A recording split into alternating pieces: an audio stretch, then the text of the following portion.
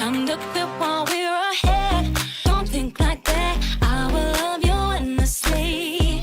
If you don't leave, believe. Don't you be like that. I will love you forever. If you don't leave, believe in me. Yeah. You could be with anyone. I could be with anyone. You're here with me. You're here with me. You could be around, but You could be with anyone. Could be with anyone. You're here with me. You're here with me. You could be around, but you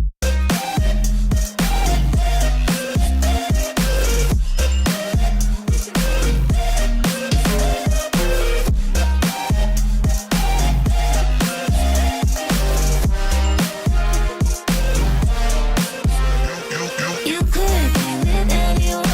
I could be with anyone. You're here with me. You're here with me. you could be around, but You could be with anyone. I could be with anyone. You're here with me. You're here with me. Said, don't you think like that. I will love you endlessly. If you only believe me, don't you think like that. I will love you endlessly. If you only believe in me,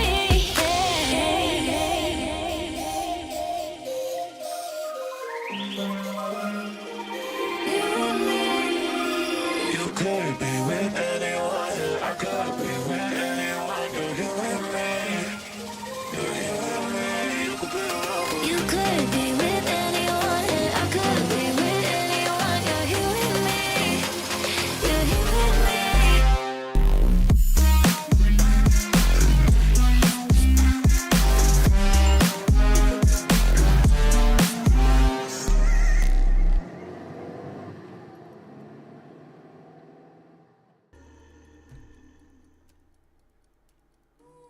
Hello everybody, I was waiting for the music to go off. My name is Shattuck Neon 500. I'm back with more Pathologic. I bit my lip twice today, and I hate shoe shopping. Dear fucking God, I hate shoe shopping. Don't let anyone ever tell you I don't, because shoe shopping sucks. Especially when your tendons are too long and your feet are flat.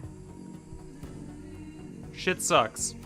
Because every single time you need to try on a pair of shoes, you're not trying on a pair of shoes. You are going through the entire rigmarole of taking out the insole, putting your insole in, putting your foot in, doing the regular test, and then at the end, taking your insole out and then half-assing the fact that you don't care about putting the insole back in. Your feet are flat and you're gonna make it everyone's problem. How you all doing this fine day? I did find shoes. Took a while, but I found them. Hope you're all having a fantastic night. I am here, of course, with more Pathologic and Suffering. So last time we were here, we got shot in the face. Which is an interesting one. Because the more I think of it, the more I'm just like, what does this, like, all the time loopy bullshit actually look like to the inspector? Like, cause I literally just told him I got shot, right? What does he think happens on a regular day? Am I just bullshitting my way through? Am I actually time traveling? Does the inspector care? All various questions that we're probably not going to get the answer to, because it looks like he's not actually here for Daniel Dankovsky. It looks like he's here for fucking Aglaia Lich. Which, if the Harrispex route is anything to go off of, she's fucking dead in a couple of days. So, you know. But that's neither here nor there. Here nor there. But yes. I got shot in the head. How are you here? How are you here then? You decided to fuck with me through this entire thing, so I'm just fucking with you now. Yup, but at least we are on day 7. At least we are on day 7. And we have a bowl. All good things. What's not a good thing is the fact that Dankovsky broke a fucking schmouter! I'm never gonna get over this fucking bitch. I can never get over him. He... Just trust the process, Dankovsky. Trust the schmouter, you fuck!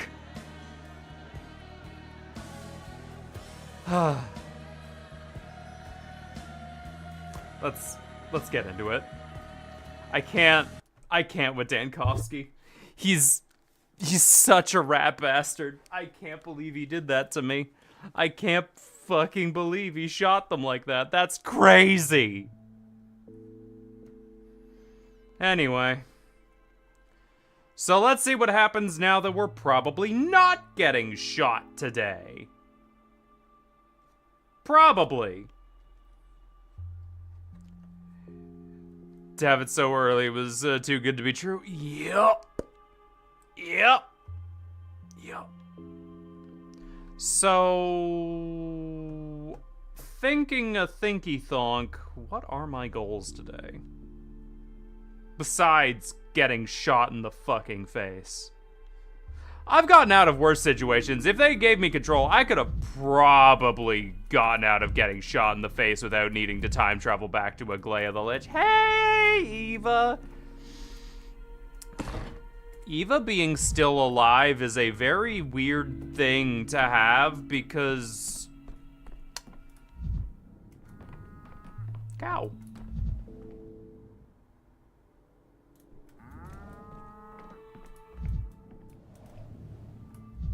Because cow. Hello, everybody. Good to see you. I'm proud of... Oh, well, hey, look who's back! It's the boys! Okay. So, day 7. We don't actually have a lot so far. Like, not a lot at all.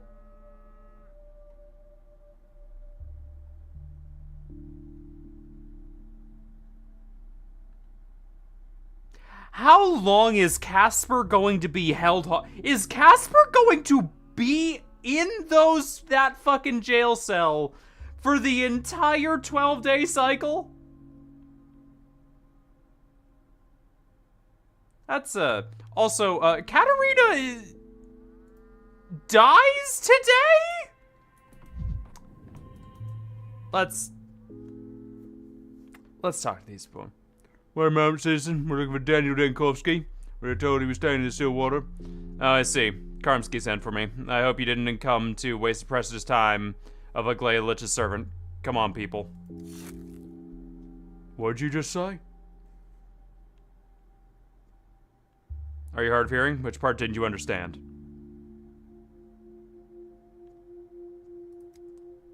You know Aglaya Lich.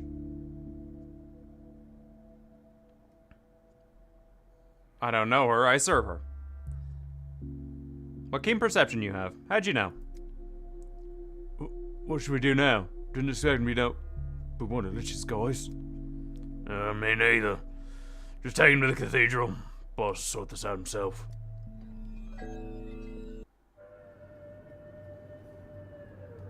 Wait. You're not Aglaya!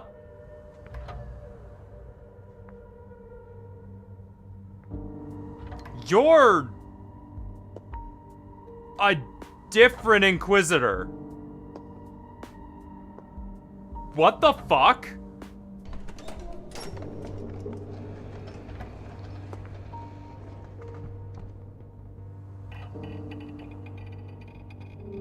No wonder Eva's alive. Aglaya's not here. But that means... we don't have a route to solving the sand pest. This is different. Why the fuck is everyone here? Oh my god, they even got Andre.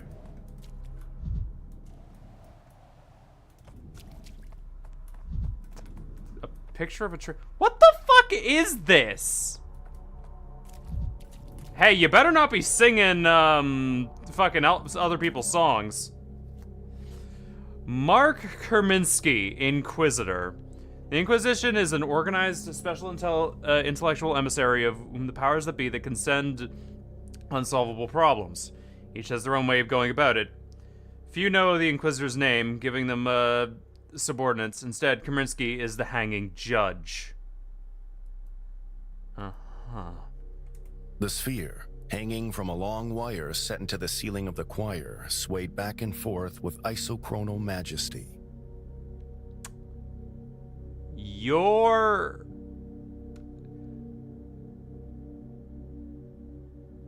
okay. I am suddenly very worried. Like, I felt like I've been pretty good with Pathologic and its bullshit so far. Keeping Aglaia out of the town and giving me a new fucker? What are these last, like, 5 days gonna be like? This is all new territory. I'm worried. This is a new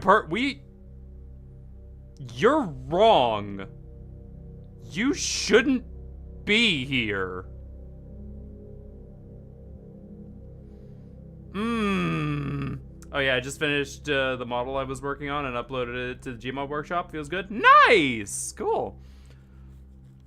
Daniel Dankowski. I was curious to meet you. I hope my men weren't too much trouble.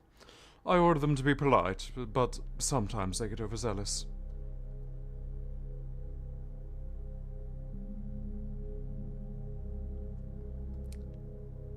Well, at least they didn't execute me on the spot. Your sense of humor doesn't fail you, even in the middle of an epidemic. I'm glad to see that, especially given the circumstances. I've recently heard that of some troubling news while leaving the capital. My condolences. Sympathy's all mine. This town is a fine mess, and you're gonna have to deal with it now. Ah, of course. This place has no line to the capital, so you still don't know. Hearings are being held as we speak concerning the shutdown of Thanatica. I can imagine how tough you're having it. They're taking the wrecking ball to your brainchild while you're here. I am here.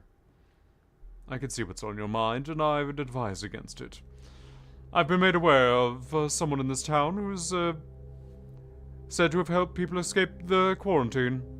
One Gregory Fillon, I think. Someone of that name sounded like a verb. My men are already on the lookout for him. You sound like you're baiting me. Brought up escaping.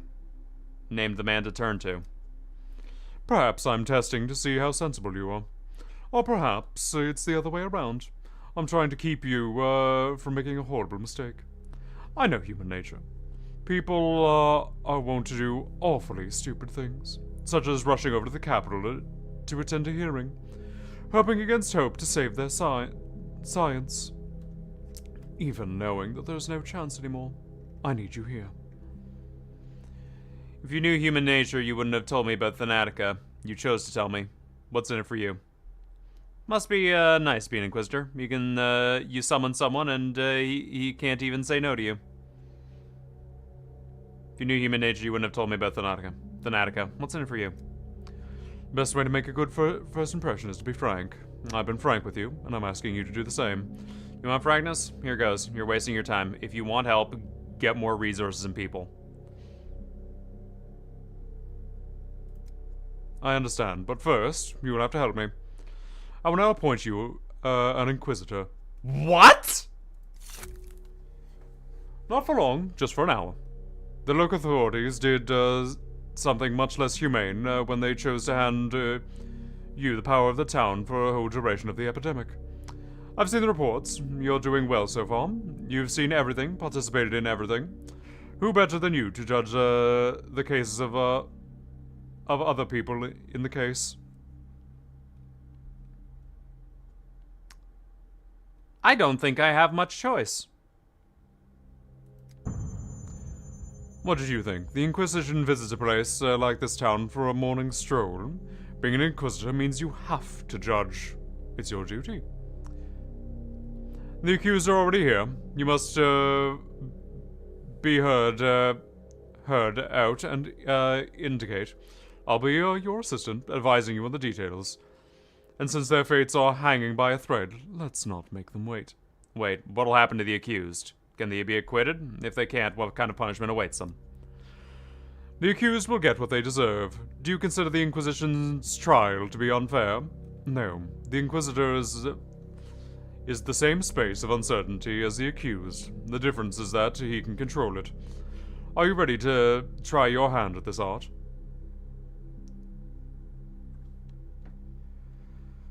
I am.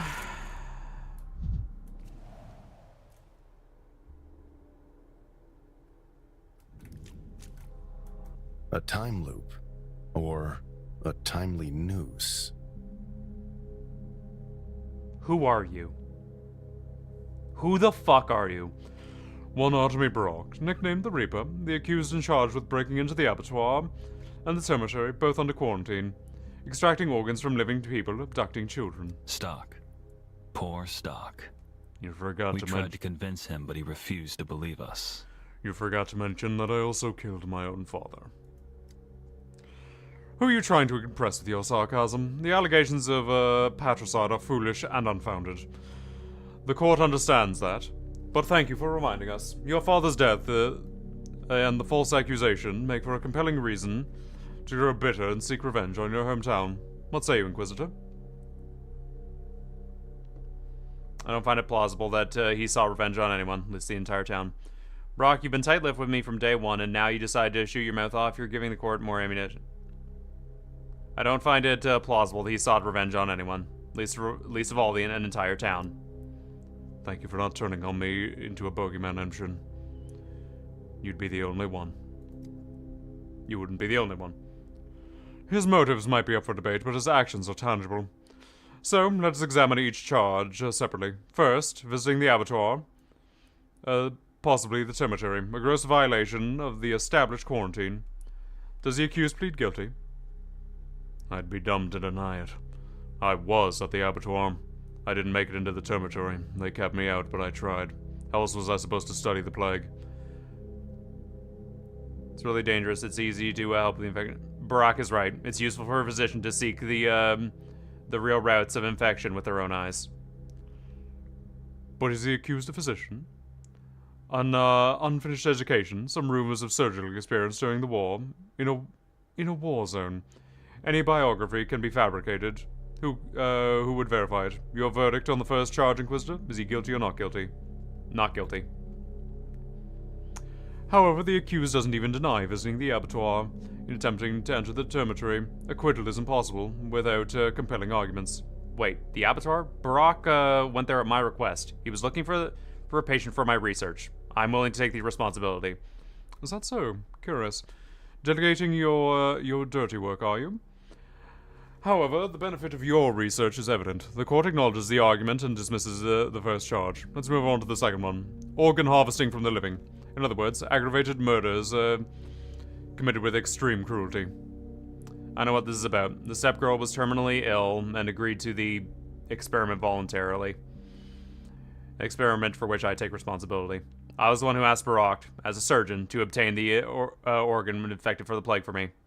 But I never imagined he would cut out a... Nope, we can take the blame for Barack.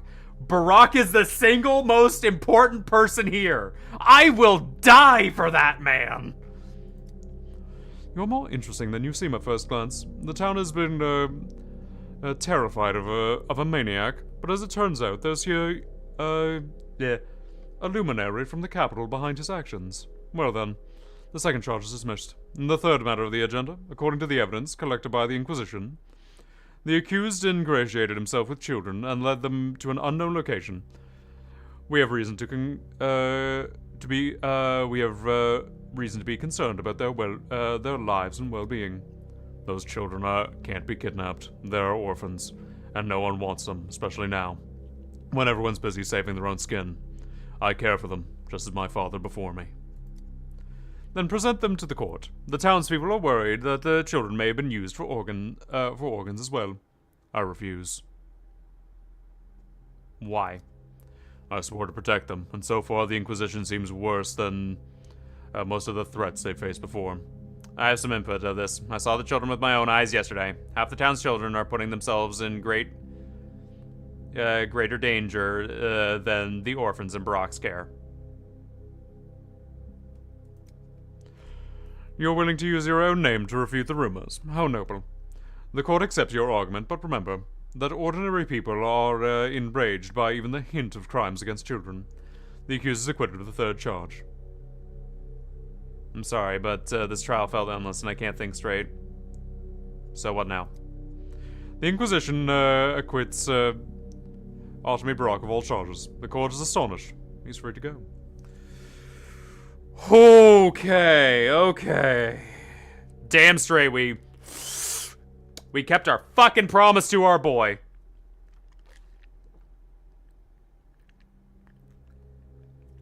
Fuck yeah. But I want you to keep something in mind, Dankovsky. Those charges didn't appear out of thin air.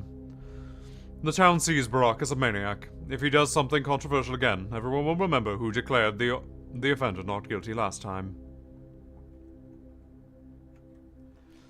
I prefer not to get ahead of myself today. Barak is guilty of nothing. Thank you, Oinon. I won't forget this. Go, Onion! Oinon, that's a new one. It means wise one. Most respectful form of address. It's only used to those who truly understand how our world works. I'm grateful, too, for all your help. And you yourself.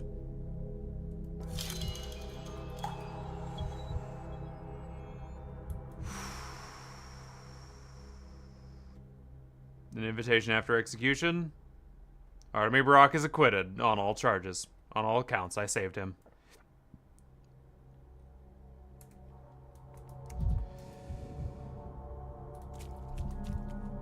Let's save Clara, too. That's not who I wanted to talk about, but okay! Sure, why not? Alexander Sabarov, the town's governor, accused of... Actually, the executive branch always bears the heaviest burden of guilt. Underpreparedness for an emergency, suboptimal decision, etc., etc. Sabarov, the town mandated to you is a mess. A learned man knows the contents of everything, and isn't content with anything. Notice how none of the Canes are here. I'm sorry, could you repeat that, please? What's wrong, Sabarov? Are you feeling unwell? No. My wife died this night. I learned about it an hour ago. How? What happened? Morphine overdose. Where on earth did she even get it? Spare us, sympathy angle. Death of your spouse cannot be considered a mitigating factor.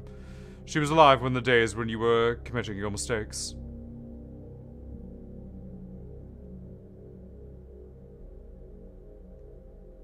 I think he's really unwell. Maybe we should call a recess. That's out of the question. The trial needs to be finished now. And while Sabarov is gathering his thoughts, I'll ask you, Inquisitor. What is your opinion on the performance of this executive branch? The governor has handed his powers over for me for the duration of the epidemic. He also assisted in the emergency command in any way possible. The town is indeed unprepared for the plague. It raised the questions in light of the first outbreak 5 years ago. It was more than enough to open a hospital.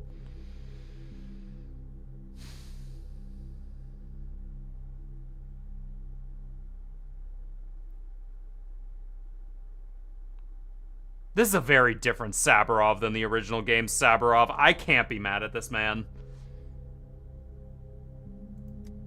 The first outbreak has shown to be the most effective measure in an epidemic. Those are taken by a doctor. I'm grateful to Daniel Dankovsky for shouldering the burden, taking over the emergency command. The epidemic emergency command? Yes, tell me, Sabarov, do you understand how this might look, right? You found someone who would make all of the inevitable mistakes of you instead. First, the incompetent old Gimsky Jr., then Dan Kovsky, who doesn't even know the town. I'm pretty certain Vlad the Younger was installed in the emergency command by his father. Governor Saburov understands his own limitations. I can see no crime in this. Your point is clear, Inquisitor. Now, let us consider the additional circumstances. Do you know this young lady, Saburov? It wasn't me. Don't glare at me like that. How are you, Father? I can't believe you've brought Clara here. What does she have to do with the trial? This young lady is regularly spotted walking around the infected districts. Some townspeople believe she spreads the plague. Others say she heals without medicine, literally just by laying on hands. And a number of these people is constantly smelling. Ah, so I did click on Clara. She's just part of this.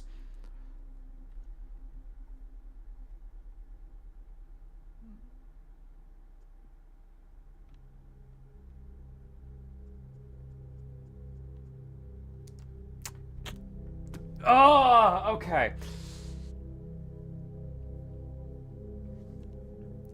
Okay. Fuck. Okay, how do we do this? How do we do this?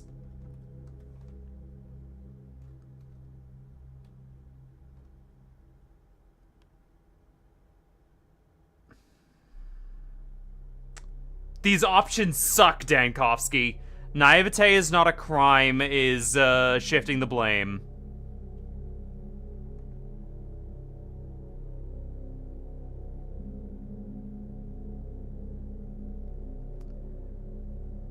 Maybe we can pull it back from suspicious circumstances. Because this is ignorant. I don't want to be ignorant with the, he's gonna catch up on that. So I've met her in suspicious circumstances. I helped you, Dr. Mann.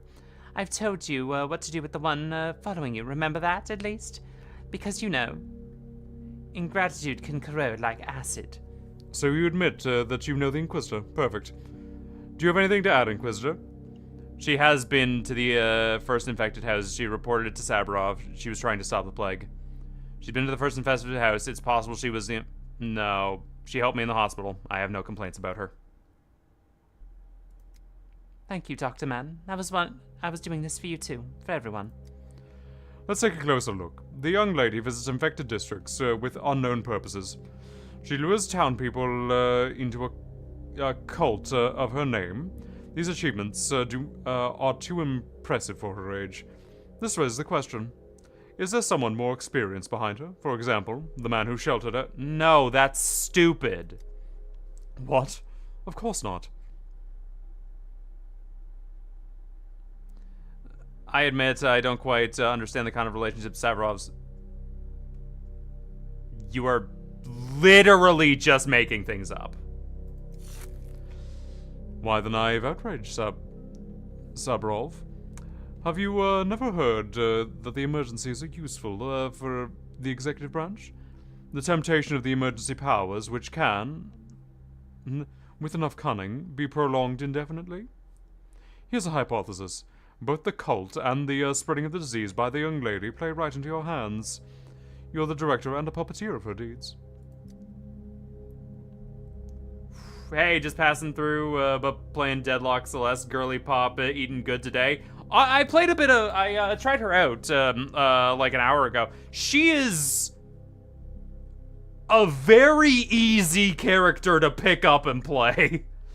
No, I don't know anything. In fact, I asked her to be more careful, to avoid coming too close to infected houses. Did you go there, Clara? What deeds? What directing? How can you direct what you don't know anything about? Wait a minute. Either you're the adoptive father, which means you're responsible for your dead daughter and whatever she does, or the young lady is her own. So what will it be? Are you responsible or not? Perfect air control, B-hops is so hype. Can you put the question... You can put the question like this. I repeat, I knew nothing.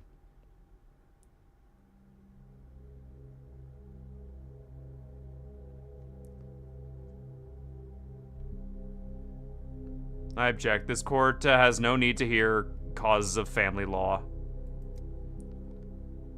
It was necessary, Father.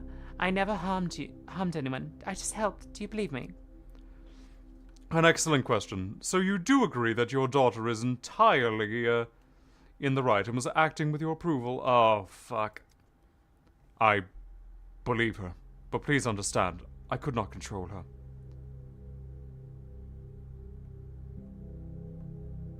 This is a farce. I don't believe that the governor was behind the actions of Clara the Changeling. He's far too straightforward for that.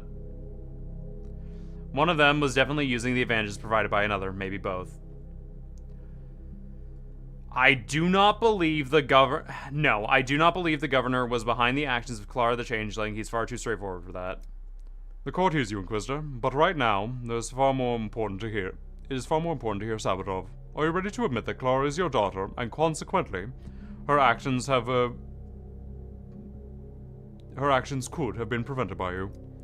No. Put this down on the record. The governor has disavowed his adopted daughter, thus clearing his name from the accusations. At least the ones concerning her. Dad. Didn't you hear it, Clara? The former governor is not your father. I think we should just give the accused some privacy. Inquisitor, it's not every day that a father disowns his daughter.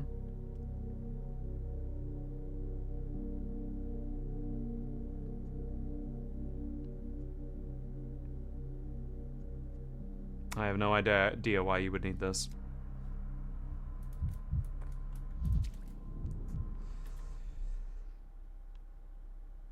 The Meek. Alexander Saburov was stripped of his governor title.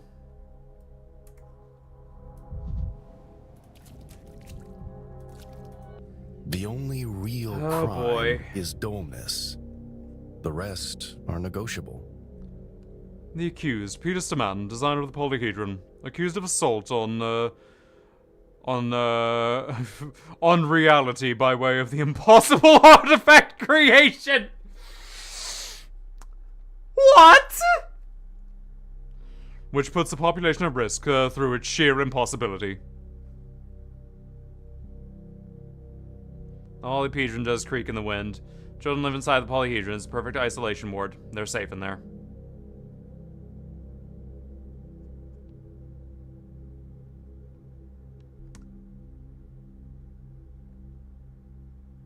I'm not going to give him ammo. What's assault on reality?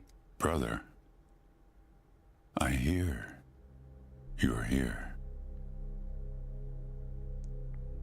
Since this is a trial, I propose we narrow it down to who assaulted whom. Did I take the gulp of reality, or did it swallow me? I'd say it goes both ways. Look at him, Dankovsky. He can't even come sober to his own trial. I didn't know about the trial. They snatched me right out of bed this morning. At least they gave me time to dress, or I'd be standing here before you in my small clothes. Enough small talk. Let us return to the matter at hand. I give you the floor, Inquisitor. I believe Peter should present the blueprints of the polyhedron to the Inquisitor. Then we'd be able to determine how dangerous the structure is. Funny. Your life is on the line, Smatton. What exactly do you find funny? There are no blueprints. I burned them 4 days ago. Nothing but ashes by now. I'm gonna have to time travel to save your ass, aren't I?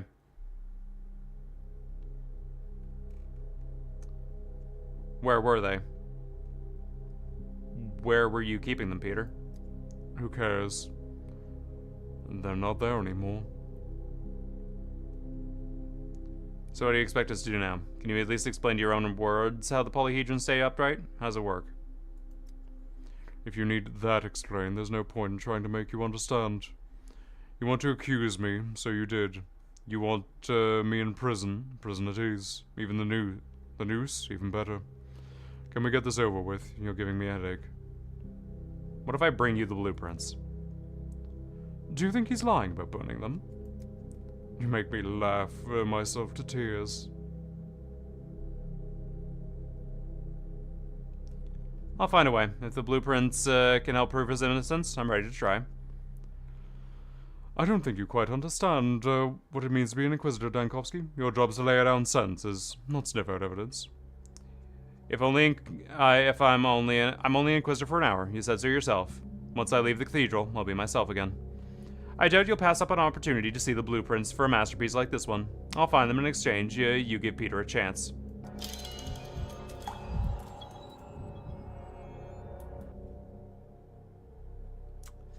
Peter has been found guilty of the desire to destroy blueprints, his own masterpiece, on the third day.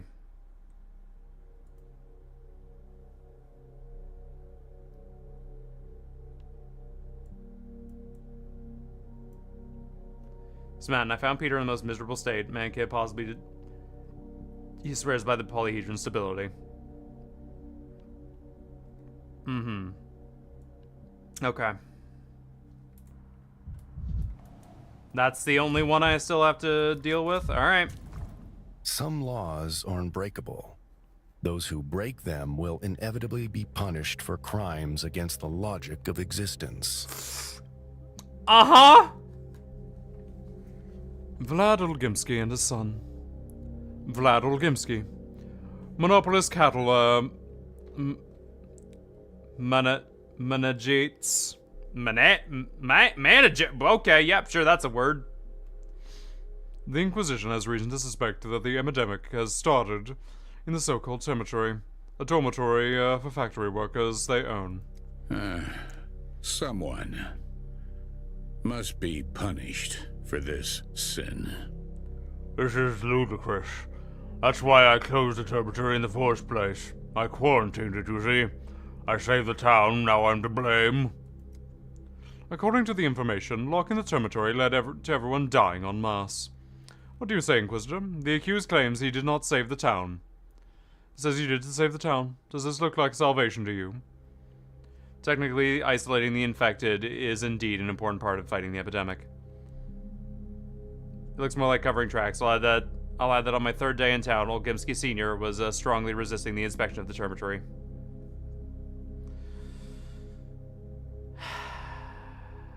No one needs to die today. Tell him, Bachelor. Tell them all. It was the town we were caring about, the people.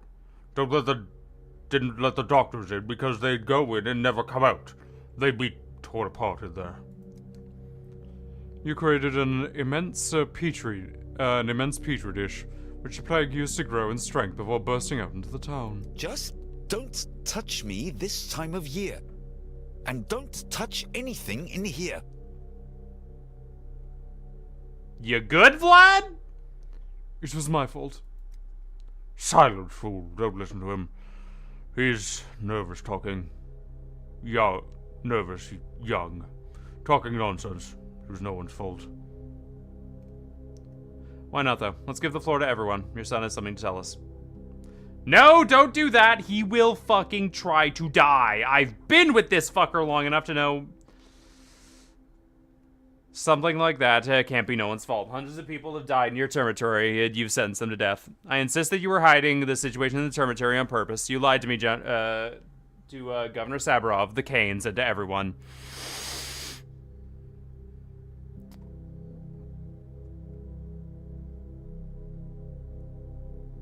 Let's hear what the son has to say. Nothing to say here. Nothing. We did the right thing. I did the right thing when I locked the dormitory. Father. Silence, I said. Shut your mouth. You'll talk yourself into a noose. What do you think, Inquisitor? Guilty, both of them. There was also the deadly vaccine that distributed to the population. The one who locked the dormitory is guilty. He sentenced the workers to death. Not guilty. There was no other solution in the first days. A mass isolation of the infected in the dormitory has given the town some time.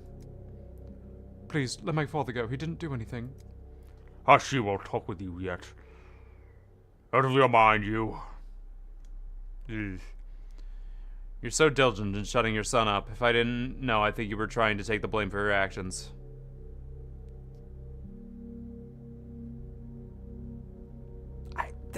Dankovsky! Ah! Oh no.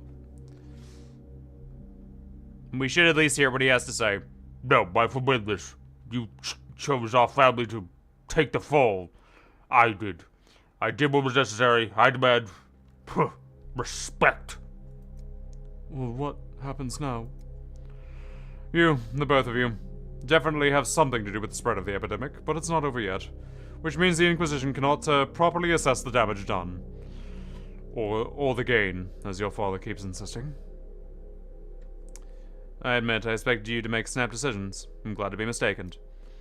You're surprised. That means you haven't taken your role well enough. The verdict will be taken into account in the future. Right now, though, the Orgimskis are dismissed. But this is what you call a trial? Inquisition by foot. Ludicrous. Father, Not here, I told you. Keep your mouth shut. I think this is an act of provocation. He's letting you go to see what you will do.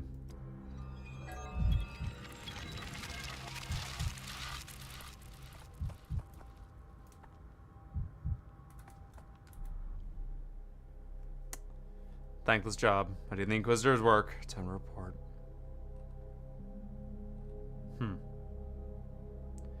The Canes aren't represented at the interrogation. Do they wriggle out? Alexander Saburov is stripped of his government's title. Orgimskis are charged with concealing the plague at the Termitory.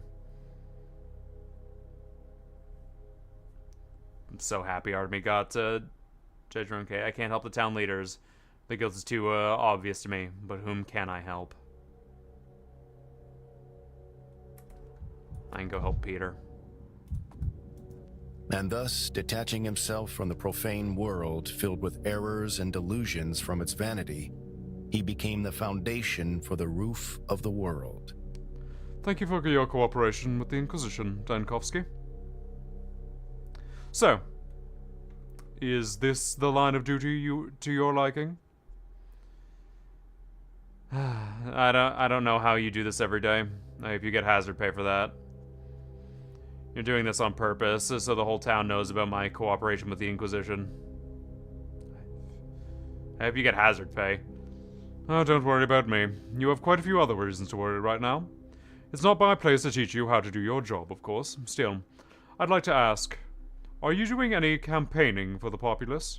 Raising their awareness? The provincial crowd doesn't know about the latest discoveries in the field of hygiene. And it's not their fault. At least someone you don't consider guilty is common folk. I'm shaking to my core. Campaigning, not a bad idea. I'll write that down. This ought to be a decree.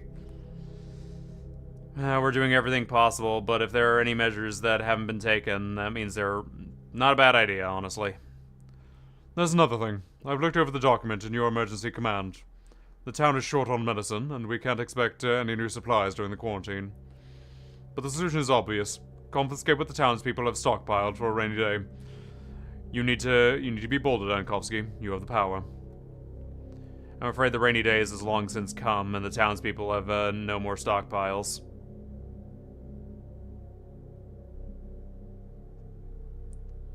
I won't do that. It's vile.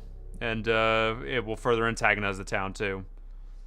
You want to play switching roles to more? Decide to take my place now. Yeah, no, it will actively... honestly, I don't know if we have them, but...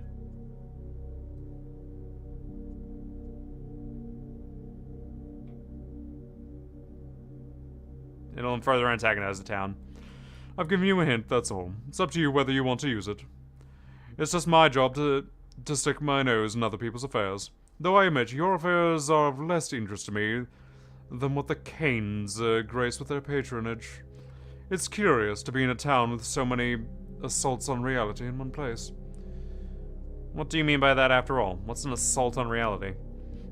I don't have time for lengthy discussion, so let's try to be brief. There are laws, and then there is the law, which defines the shape of reality, the sum of its faces, and consists of, as well as potential opportunities for its development. Are you still with me? More or less. By the virtue of having free will, people sometimes make attempts to break the law. In most cases futile, but on some rare occasions they achieve a certain degree of success. It seems that the tears in the history tears in the history of fabric. In history's fabric. That success is unstable. Reality is always trying to push that out of itself. You could say that reality has become has an immune response. You're contradicting yourself. If the law defines reality, then how can it be broken at all? You're asking the right questions, Dankovsky. It's simple. It's impossible to break the law. That's why its breaches are called impossible deeds. If they take material form, they're called impossible objects.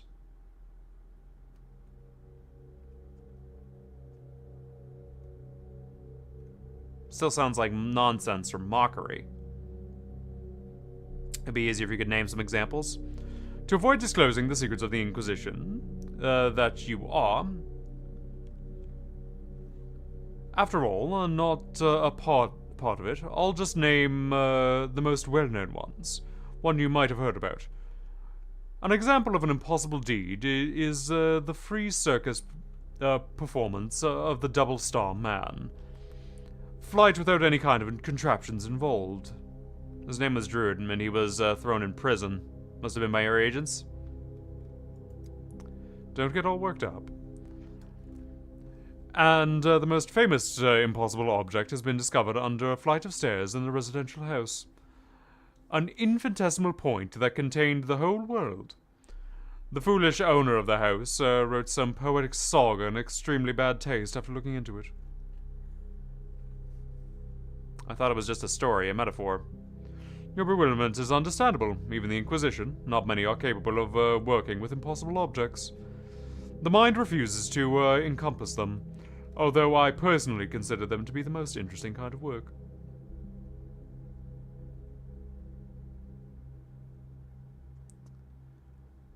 Is it bad to strive for the impossible? That's how breakthroughs are made, groundbreaking discoveries. What do you mean work? As in destroying them? Destroying? No. Studying them. Disarming them. You should understand that impossible objects are always a menace to reality, and reality is a menace to them. These contradictions demand a resolution. I do hope your curiosity has been sated, at least for today. I need to get back to my job. I'm not sure I fully understand. One explanation is rarely enough. You've given me food for thought of my own, thank you. I have a job of my own. Now that you've chosen not to execute me anyway. Hygiene awareness campaign. Deploy a task force to inform population about hygiene rules. New decree idea. Medical requisition. Require townspeople to surrender medical supplies without... Yep. Dear God. Okay.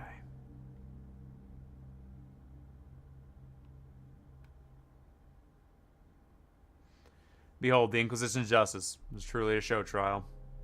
Special powers. Tonight the Inquisitor will show his justice. I don't know if I like that. Courtesy visit. The Inquisitor demoted Stavrov and forced him to renounce his daughter. Perhaps I should express my sympathy?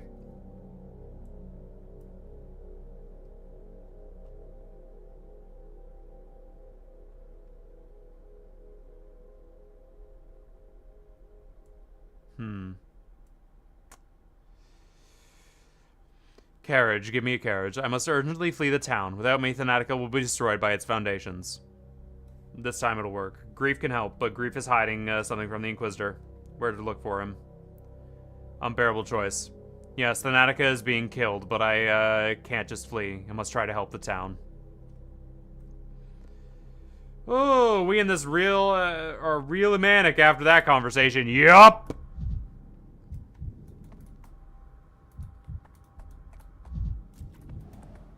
Alright. I do hope you didn't sing any songs in there. That's one of the rules.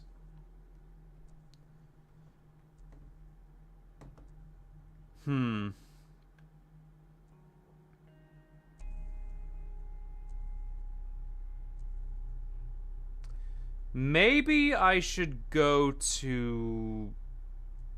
Day 3.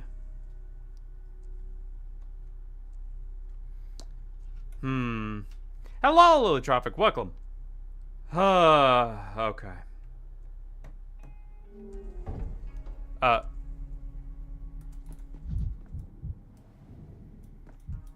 Oh, Mother.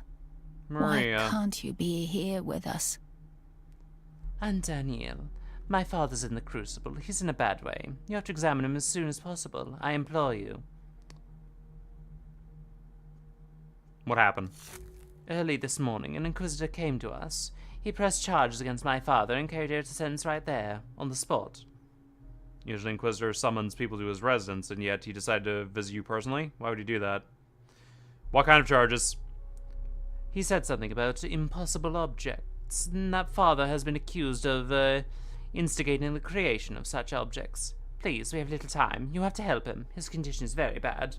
Can't stop thinking about a lyric to the song because it's funny. Oh yeah, what lyric and what song? Alright, but tell me, at least what exactly did the Inquisitor did to him? The Inquisitor touched his forehead and said something quietly, and since then, Father's just been sitting down, looking straight ahead. It's been several hours. I've never seen him like this. He has this glassy stare, totally blank. It's like he's turned into an impossible object himself. Perhaps he's just scared after his heart. Which objects did he mean exactly? The polyhedron's has been here for a long time, and I think it was ordered by Simon, not Victor. The Inquisitor mentioned Yulia Lyurovich. He said Lyurovicha did something commissioned by Father, and that was an assault on reality. It's all her fault. Huh. What exactly is the object she created?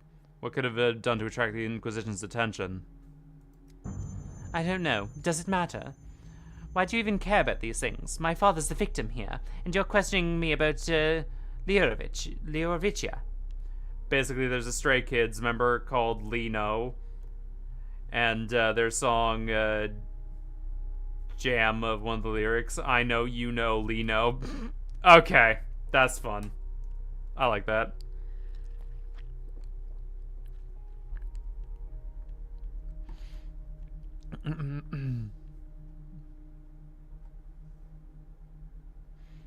I'm just trying to place all the pieces on the board, find out what's happening.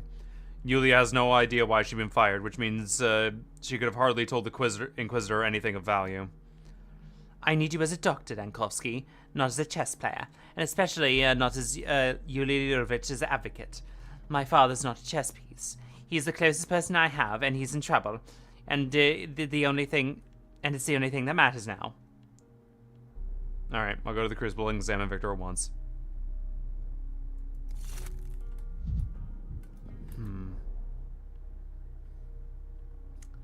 Severing nerves. What exactly mean by deprivation of reams and fashion lobotomy? First whip. Did Yulia really act as an informant? Plague time. No wonder the Canes weren't there at the trial. The Inquisitor didn't even prepare the appearance of justice.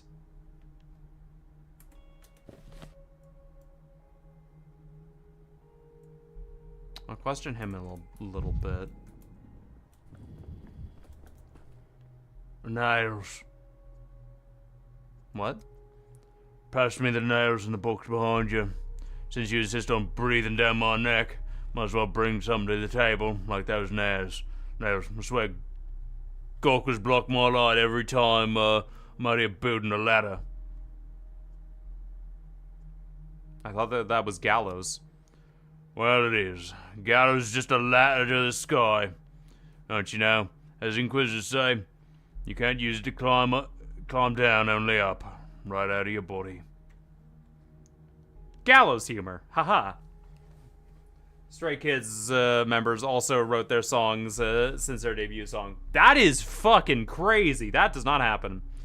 Inquisitors, they pretend to be philosophers, but they're just butchers with a license. All they care about is getting the gallows built.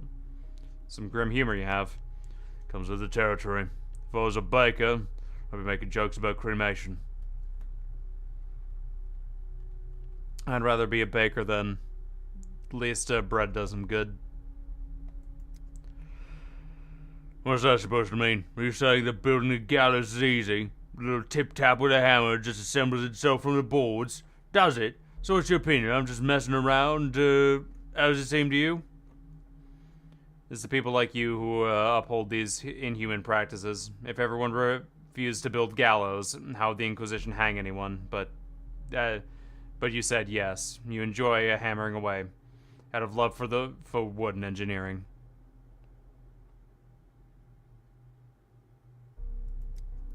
My job is to make sure that the person in the noose suffers as little as possible.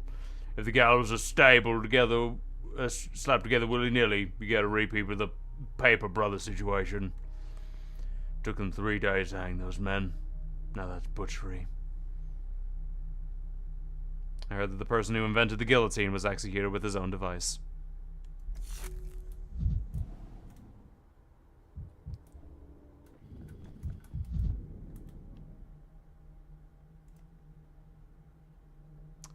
I got 3 nuts. What you got for me, kid? Costs 5, that's 1. Coffee is 2. Hopefully I don't get fucking killed for giving tobacco to a kid. Okay.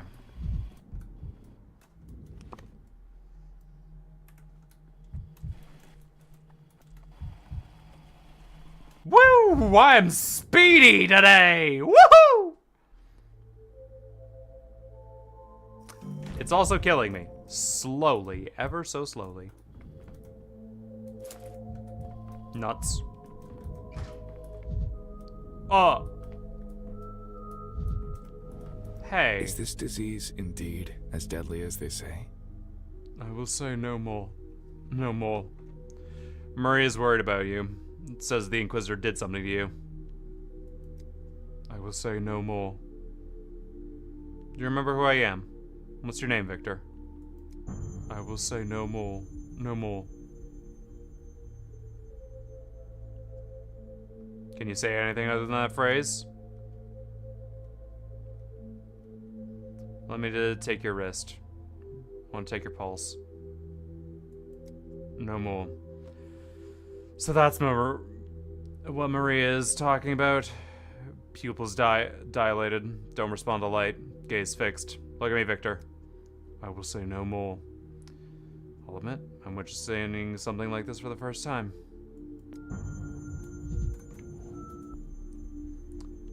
He won't tell you anything. I'm the one you should talk to. What's the matter with him? The answer to that question is a matter of perspective. What takes a person alive? Is it their biological processes or their mental ones? The heart or the brain? Someone can be dead, even with a beating heart, and physical as life is. Alas, perfectly compatible with metaphysical death.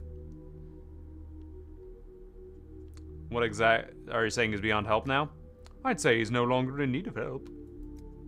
Inquisitor Mark Kaminsky carried out his sentence. Whoever stands accused of assaulting reality must be banished from it.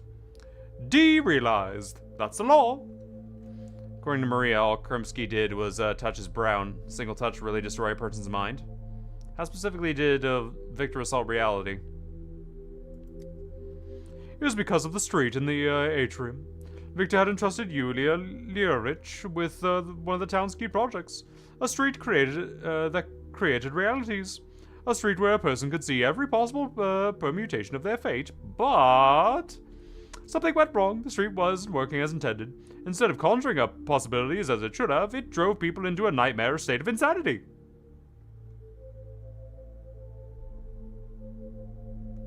What?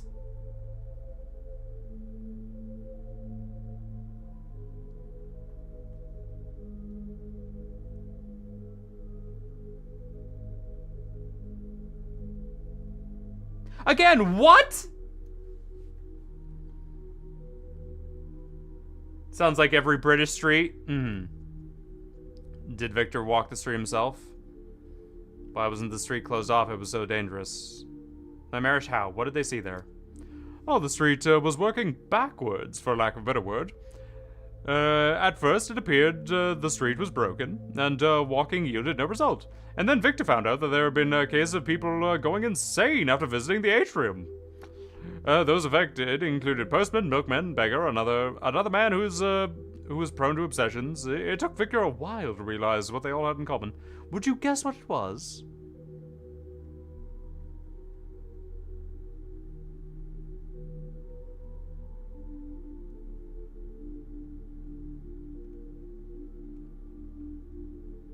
They all went door to door.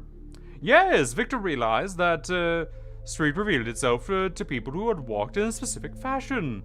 Moving from one porch to the next, he discovered by experiment that you had to start from the cathedral square, stand on the first porch to your left, and follow the sound from there.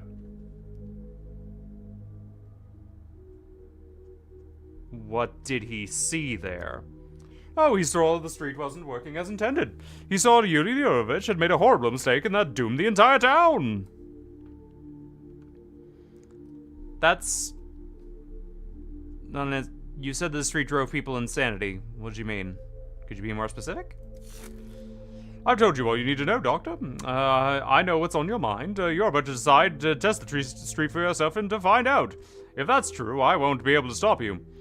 Just know that you absolutely should not do that. You're making a mistake. So Victor walked the street and saw what? Kerminsky destroying his mind in the future? Yes, but there's more. He also saw the town. His town. Perish because of the plague. And every day since, Victor watched all the things he'd seen in the street become reality.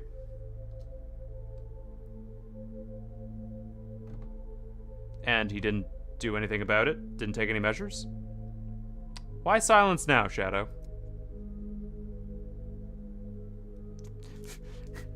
Tragedy and what the You're making it sound as if the street and Victor walking it brought the plague upon the town.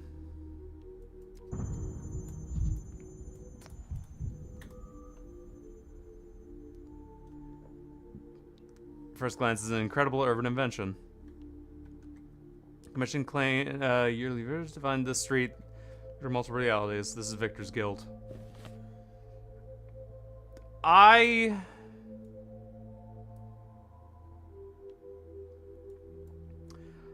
should talk to Yulia first. Let's go talk to Kerminsky first and see, or next. And then talk to Yulia. Because I might be able to get something out of it.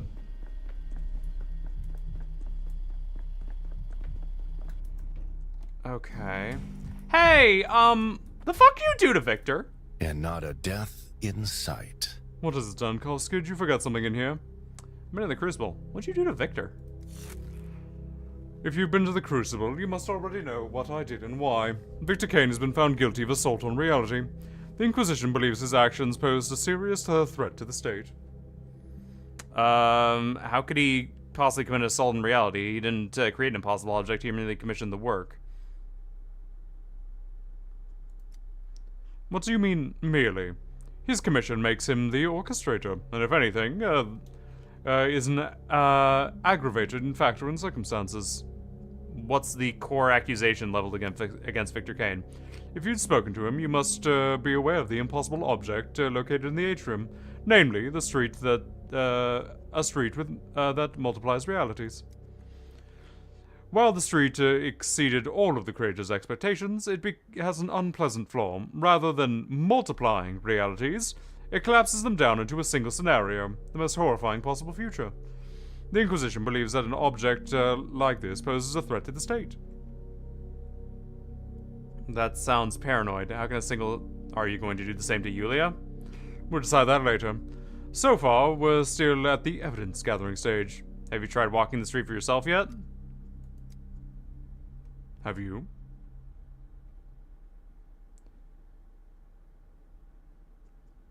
I asked you first. You forget yourself, Dankovsky. Looks like you're still playing the Inquisitor. I do the questioning here, not the other way around. Tell me, have you already made the mistake? Have you walked the street? Do I look like a fool? I think I'll politely refrain from commenting. Yeah. If you value your own future, stay away from the street in the atrium.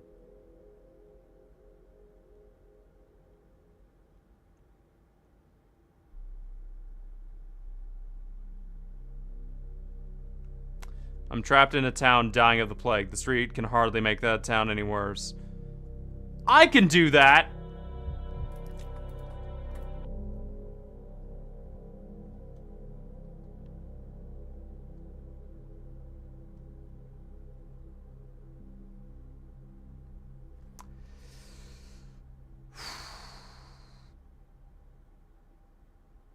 Okay, let's go talk to... Gentlemen? Out the way.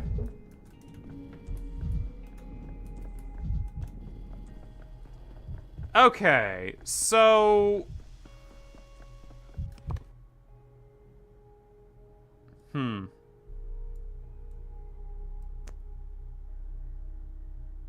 Let's go talk to Yulia, then. Wow, there's a lot of plague, isn't there? That's not pleasant.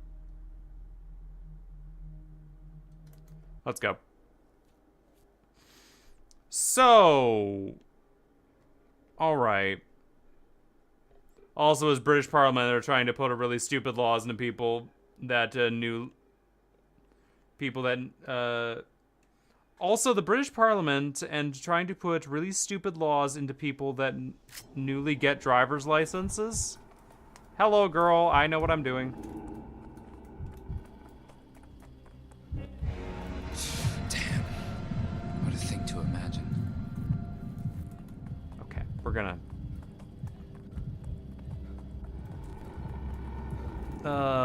F. Shit. Okay. Go.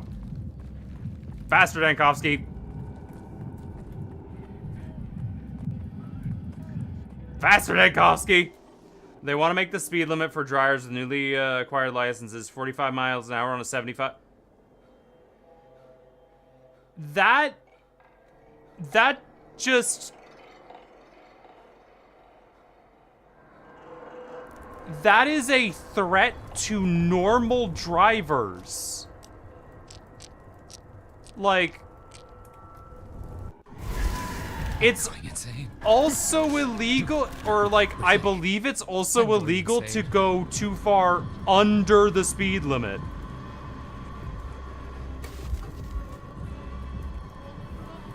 I gotta go in here. Excuse me, ma'am. Hey, Kyrie, how's it going? How's Pathologic today?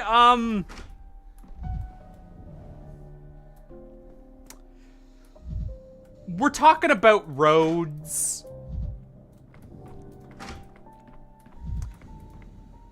The roads are... fucked. Yes? It seems the Inquisitor's arrival has agitated the whole town. Actually, it isn't illegal to go too far under the speed limit in the UK because we are fucking stupid as a country. Or just whatever the fuck the UK is. I mean, yeah. It seems his arrival has especially agitated you, Yulia. Did you decide to use the Inquisitor to settle the score with the Kane? Victor Kane has been executed. Kaminsky destroyed his mind. What do you mean, executed? What are you saying? It means Inquisitor Kaminsky has touched the forehead, and now Victor can only say in one phrase. I'm not telling you anything.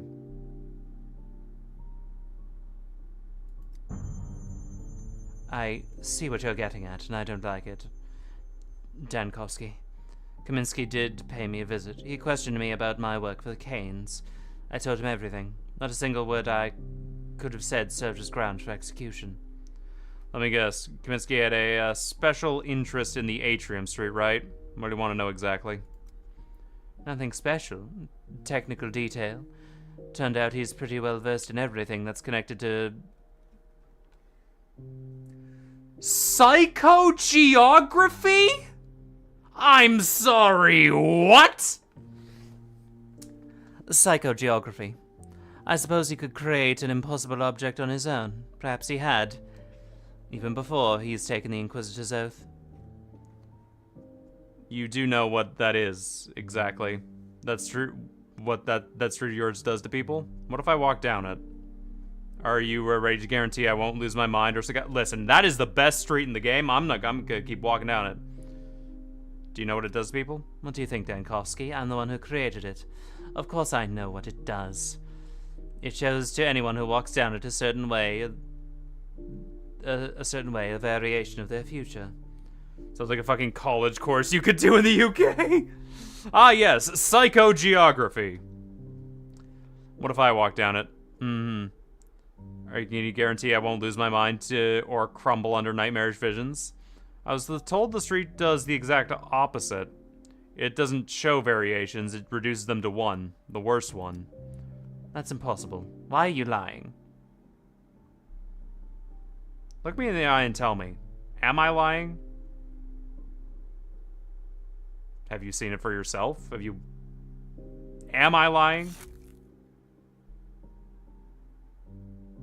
I should have known. You haven't walked it, have you?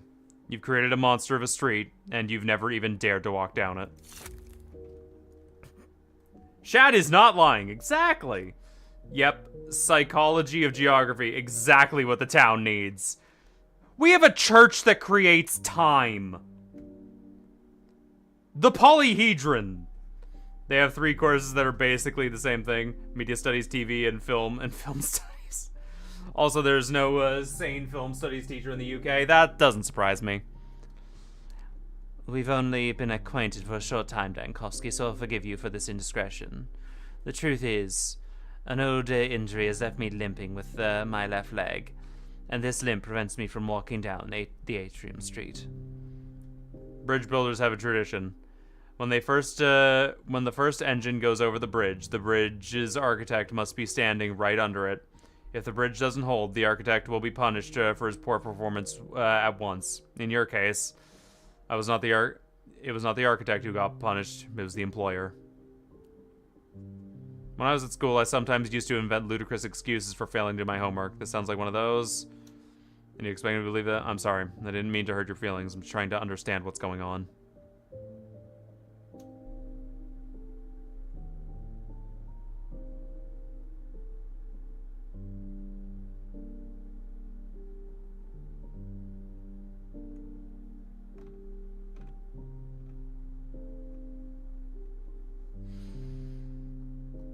Instead of psychology for people. No, let's put psychology for the roads.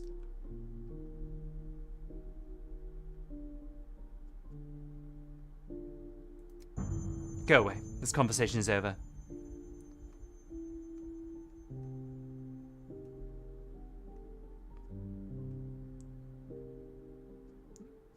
Tell me this at least.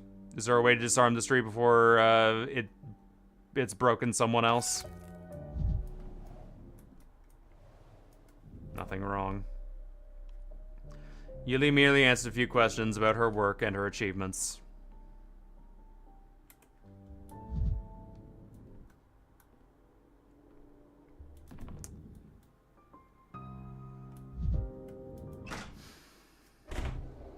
Hey, Clara.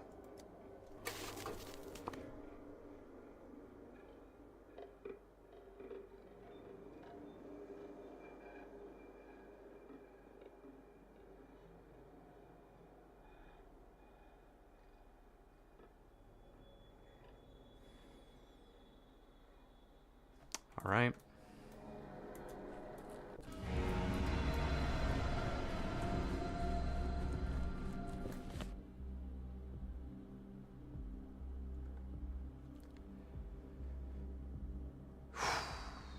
Well, we've been told not to. Dear God, we have been warned, and everything is screaming at us not to go down this street.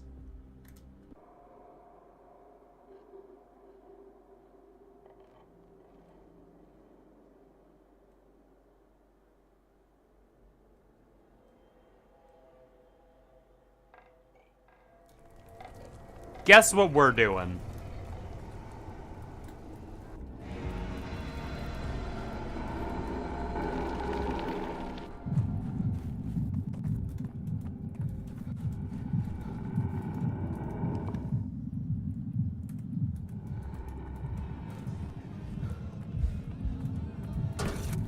misophonia, Dankowski.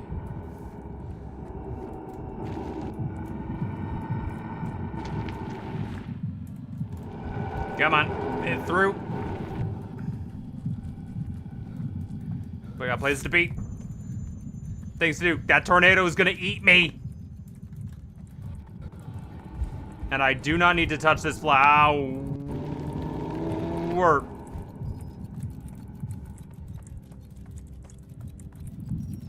Go. All right.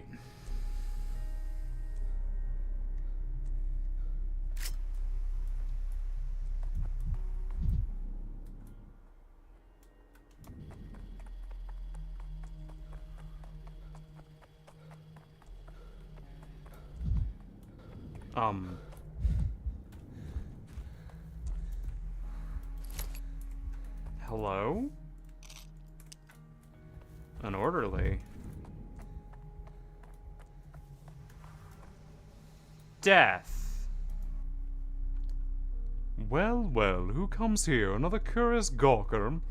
Another smart aleck, believing he can overcome the Streep's curse? Oh, woe with you. Shoo, shoo, get out of here.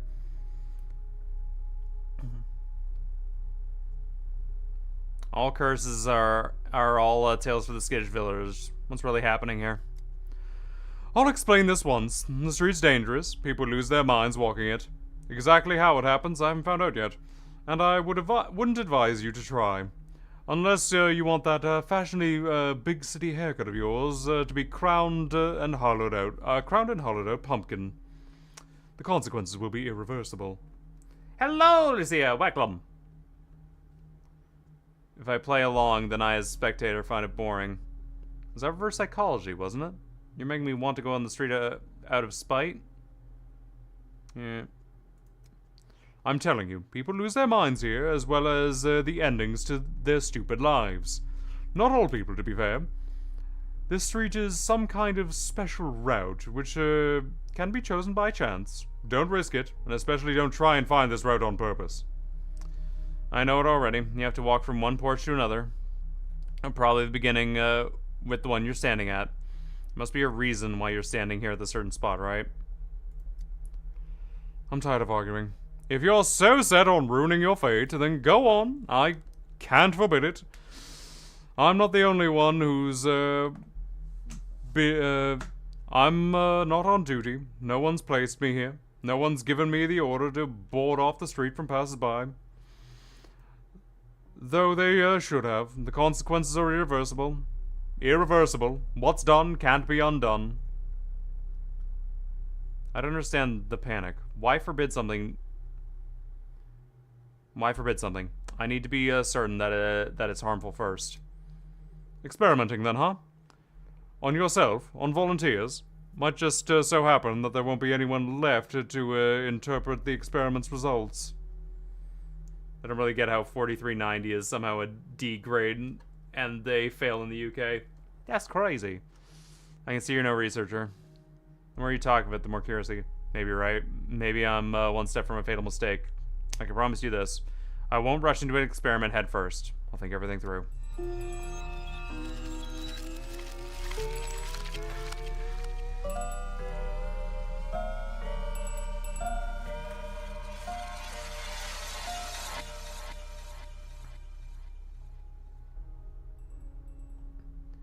There is the atrium street that supposedly influences fate. It would be extremely reckless to test it if its effects are by walking there in a special pattern.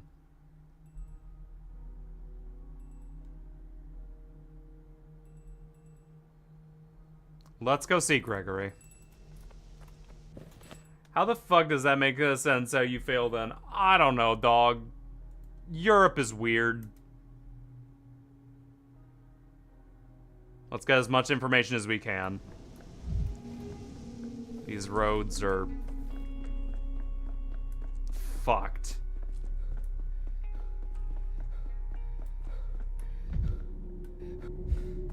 Gregory?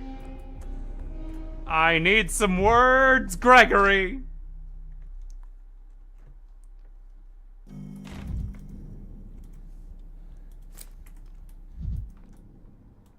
hey, buddy, I don't mean to be that guy. You have to do an astronomically bad, like, God, someone has to strike you down and fail the exam. Yeah, no, you, Speaking of being bad and failing, Gregory... An umbilical cord connects the Earth and the cosmos.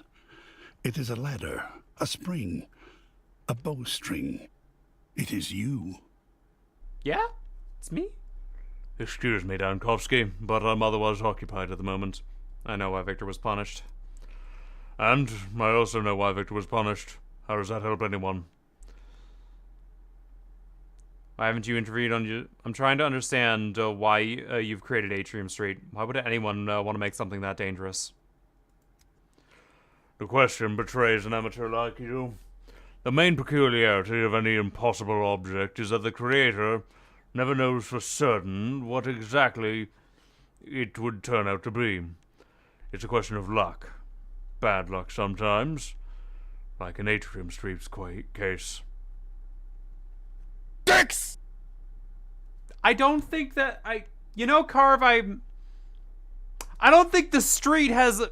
I don't think my fate's intrinsically tied to dicks. Usually when people begin working on something, they have some idea what the result's gonna be.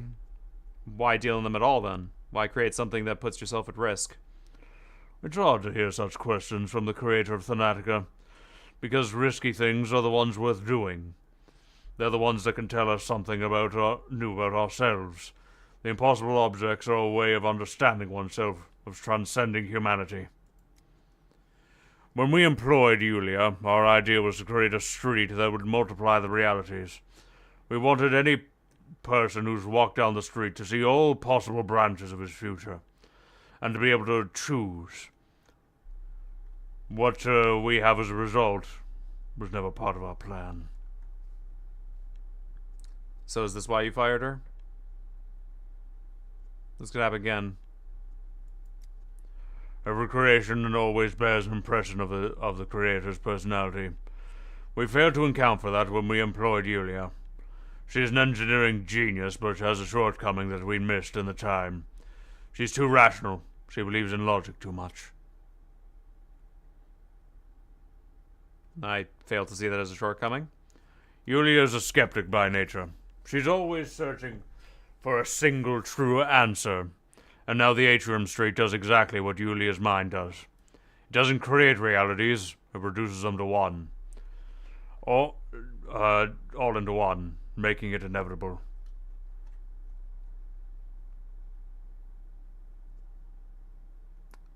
Why didn't you tell her? Perhaps you could have fixed it? We tried. Yulia refused to accept that something's wrong with her street. She believes all her calculations were correct. She's wrong. She believed she seized the Inquisition on She sees the Inquisition on Victor, and you've seen the result. We have nothing more to discuss here. Plot twist, this guy's just Thanos, and this is actually Avengers Endgame. He is bold like Thanos. All this personal struggle, all this grief has made you forget about the people. What if someone walks down the street? You're right. I have no idea what to do with the accursed street. Cordoning off isn't likely to help much, but at least it should keep random passers-by safe. I'll give an order to place patrolmen there. Let's say the street's off limits for now, until I figure out what to do next. Thank you. And please accept my condolences. Victor didn't deserve such a fate.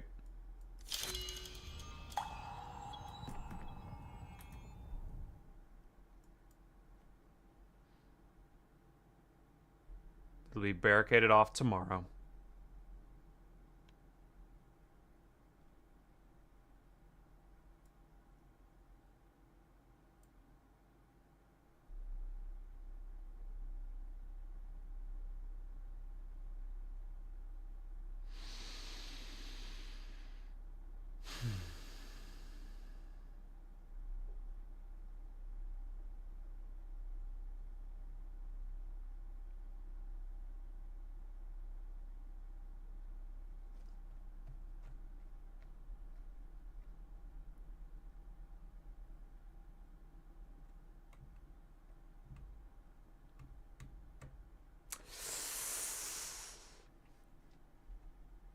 Oh, huh.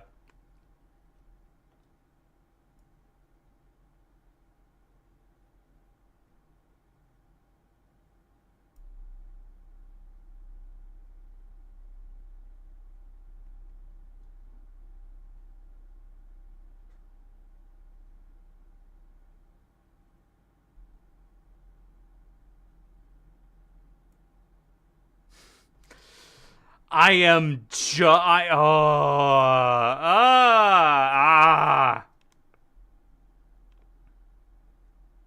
The tragedian will return in Avengers Doomsday. Okay.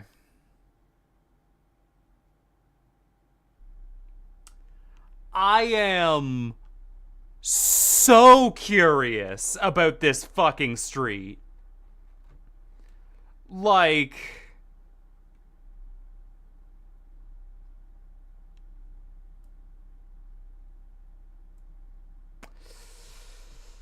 I am so fucking curious about the damn street.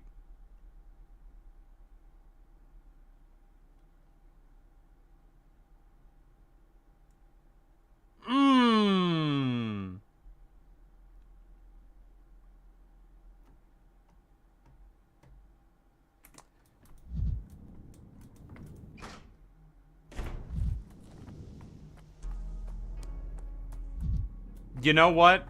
I'm saying no. Honestly, I wouldn't be surprised to see the tragedian in Doomsday at this point. The tragedian could stop Doctor Doom.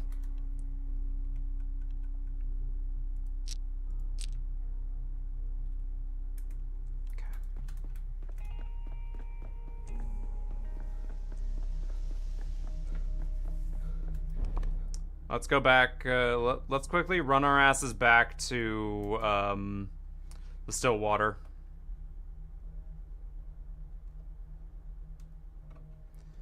I have some things I need to do. I sentence you to walk the path of logic and doom. That's just that's all of these games. That's just all of them.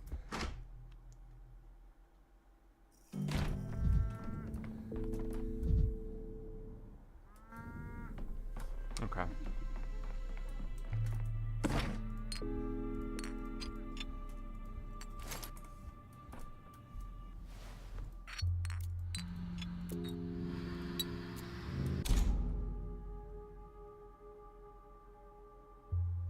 Prototype loaded successfully.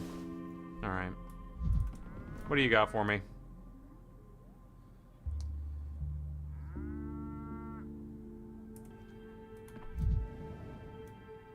Give me one of these. -2? Okay.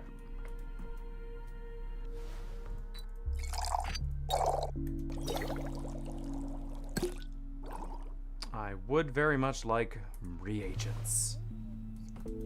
I feel like the best case scenario for a YouTuber taking a good message from Iron Lung is someone like Dan TDM or PewDiePie making Pathologic movie is just a batshit. And yeah, no, we don't. So, making a Pathologic movie has a big. Mr. Beast could not make Pathologic work.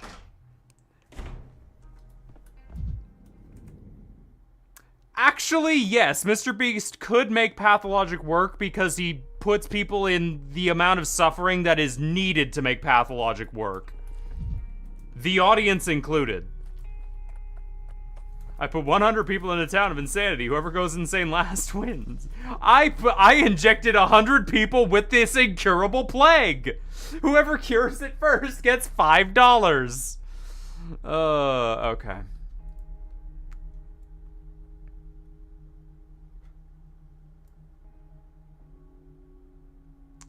We're gonna avoid this.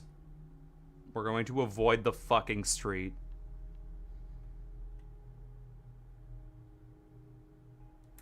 Okay. Let's go for our walk.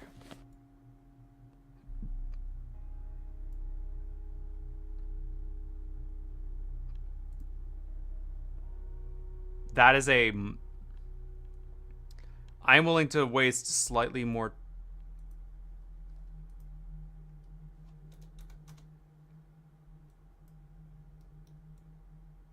Where the fuck is Saburov?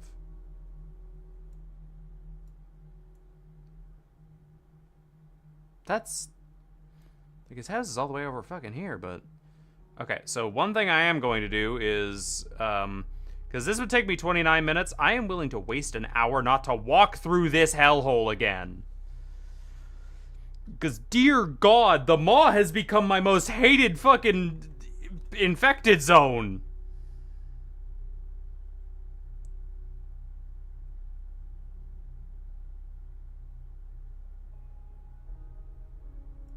Let's find a better path through the Maw. I think we can do it.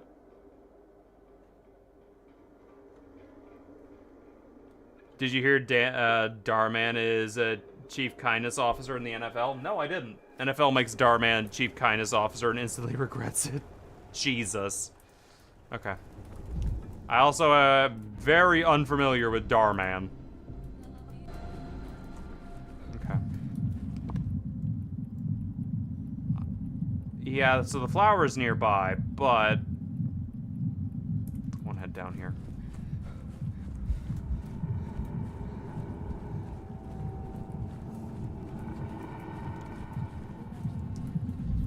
Okay, we're slowly getting less manic. We need to be more manic, though. Mania is very helpful. Tired of this noise. And for our current situation, I would rather be manic. Excuse me. What happened to my health?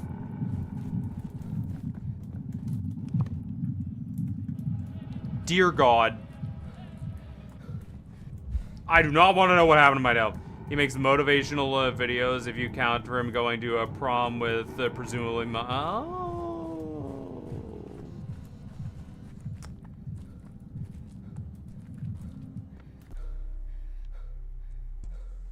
You know what? I'll just go with the classic. I don't know that guy. Worked out pretty well for me so far. Hello, cows.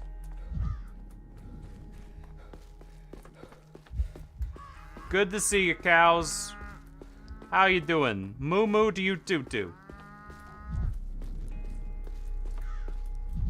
Hold on, I need to go kick this shit.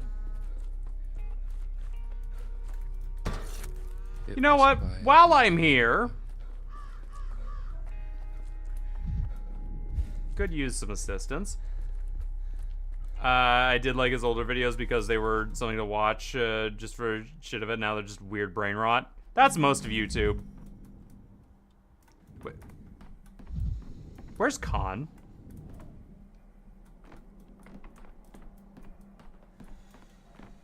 Where's Khan? What'd you do with Khan?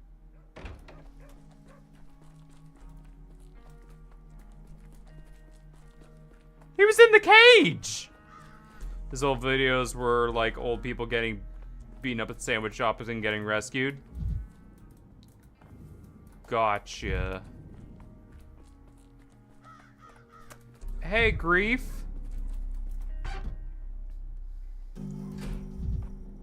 So what's this about you knowing a way out? Who the fuck are you?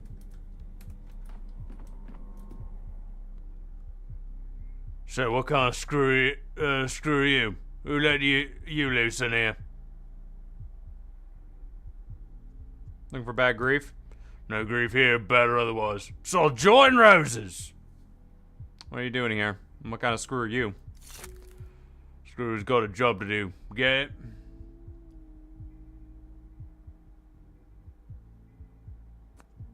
I think you work for Bad Grief? Well, you get that one right. At least one thing right. I work. I'm working while you're playing. I told you, I had heard of no bad grief, no good grief neither. If you don't know Bad Grief, why do you freeze every time I say his name? The Inquisitor's arrival has scared the daylights out of you, I see. Huh? Bad Grief. You can tell me. Grief and I are friends. That's probably a bad idea. There, you did it again. Are you going funny in the head? Leave me be. I'm having a bad enough day as is. Some free advice. Never play cards. You're terrible. You have a terrible poker face.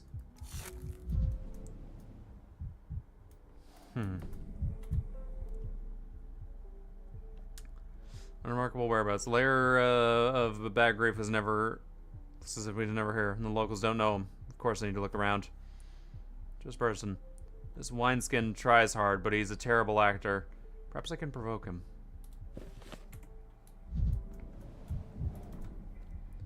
You're not getting out of my face, are you?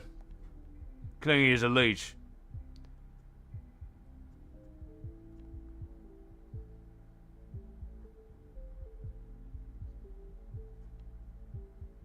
Does Grief really think he can hide from the Inquisition? Oh, you drove me nuts, pal. I wouldn't tell you where Bad Grief was even if I knew. I like my head where it is. Fantastic, you do know Bad Grief. We're getting somewhere. Not gonna do you a look of good since I'm still not telling. You knew where Bad Grief hunkered down. There's a big town with a lot of houses. Go find a blade of grass in the field. Go catch the wind with a net.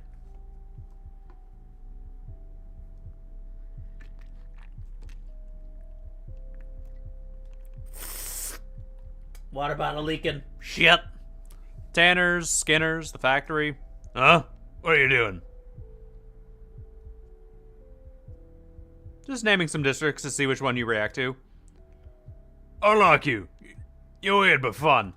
Hindquarters. The cemetery. Did you just freeze when I said hindquarters? No? Why are you giving your friends a side eye? You afraid he'll overhear us? I'm not saying another word. Relax. I would never allow harm to come to Bad Grief.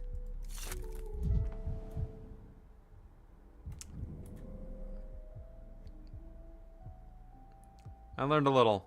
They'll try and make the second thug talk. Why would you do that, you fuck? What do you want? You know what I want. Why bother asking? You got any friends? I do. And you know that friendship isn't a drum. Of course it isn't. Nothing is a drum, save for a drum. I see, a figure of speech. Don't go around banging on your friends. Friendship isn't a drum. You're an outsider. You know nothing. Being friends is too slack. Too slack means offering your shoulder. Grief's always had a strong shoulder. Now it's time someone offered a shoulder to him. He's got a friend, true one. Grief saved him. Now he's paying up.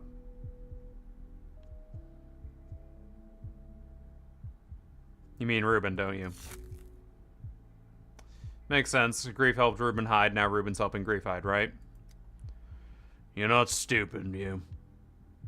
Won't help, though. Reuben wouldn't rat Grief out. We'll see about that. Hindquarters with Reuben. Civic reception. Reuben's official apartment is in the hindquarters. Perhaps we'll find Grief or his traces. Place of sacrifice. There's a secret autopsy room in the warehouse where Reuben hid. Need to search it. I'm still here. I might as well. I'm right here. Alright. I'm speedy today, boys! Woo!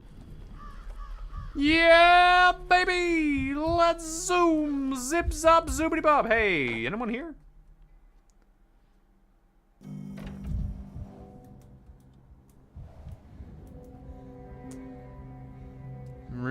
Bad Grief helped a friend hide a friend in a time of need. Boiler room?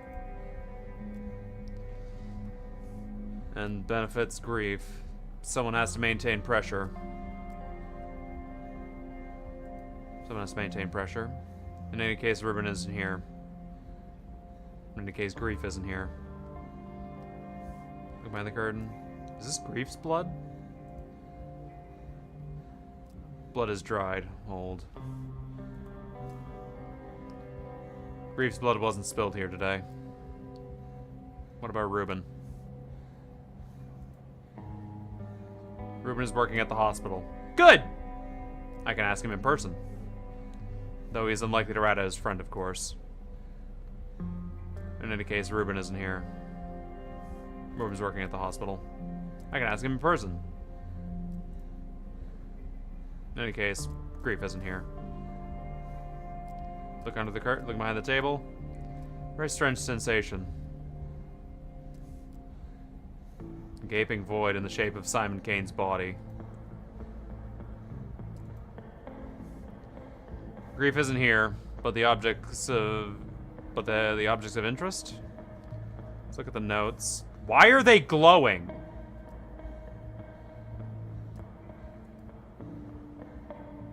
Menku knowledge. Familiar handwriting. Menku knowledge. Anything about the sand plague? These are Isidor's notes. So Ruben kept his teacher's notes. I'll try to look at the other clues. Makes sense, but how does this help me? I'll try to look at the other clues from a new angle. Scalpel.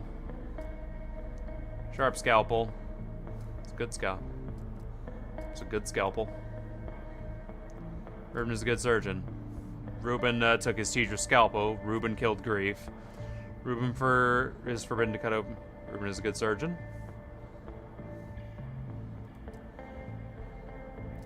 That's true, so what?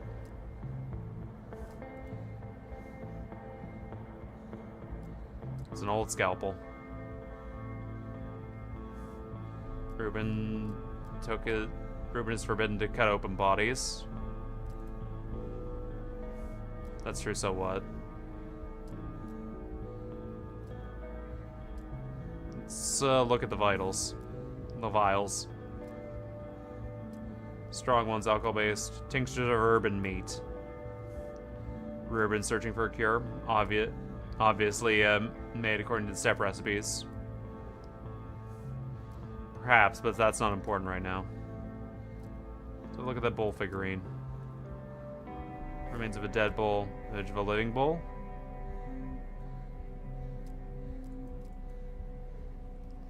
Was Ruben training fine motor skills for surgeries?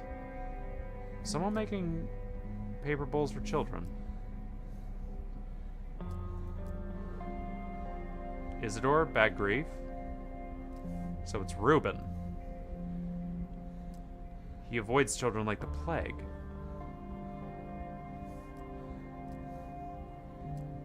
Let's look at the notes. Familiar handwriting? Anything about the sand plague? No, only musings about meat.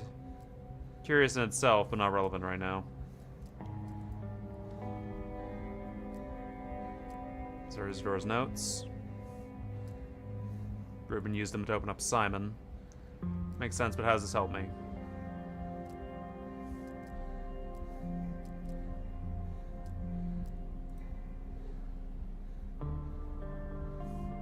Sharp scalpel. Ruben took his teacher's scalpel. Now that sounds quite logical. Of course, all these things, they're Isidore's things. Ruben considers himself the heir. That says a lot about Ruben, but doesn't help me find a grief. Time to investigate the apartment in the hindquarters. Wow, that was a lot of information to get about Ruben. Holy shit.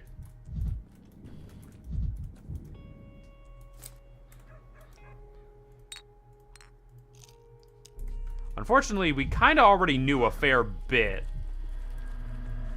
since we played Pathologic 2, so we already know about Ruben and his bullshit. Alright. Wow, am I just going straight between the two plague districts? That would be, like, look at this shit. Is that just between both plague districts? That would be crazy if it was. No. No, it is not. Unfortunate.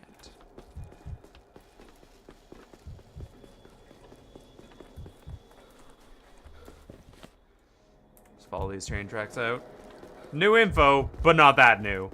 It's new for Dankovsky, and that helps.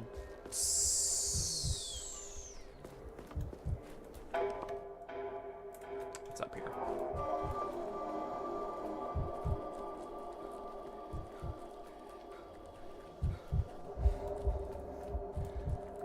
There we go. That's my way out. All right, let's see. Where did Reuben live? Get rid of my plague thingy for a gun. Ah, right. I'm out of bullets.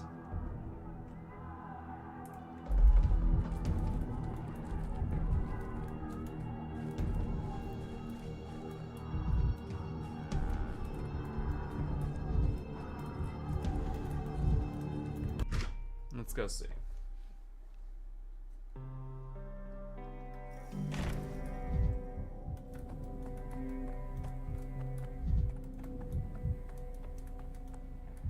Feels almost nostalgic being here.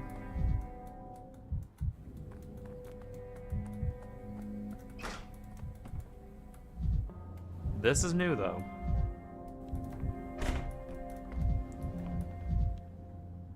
Clothes for a real giant. Warm clothes. Simple food, mostly non-perishable. Food for several days.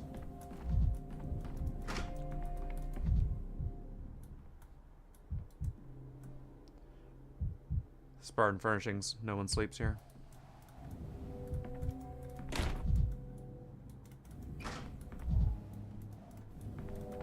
A mirror? What kind of bird was kept here? Too small for a vulture.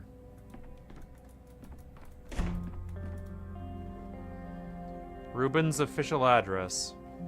The bandits hinted the bad grief was in the hindquarters. This is where Reuben sleeps, eats, receives his patients. You won't find Reuben at home. There's no bad grief under the bed. Spartan room.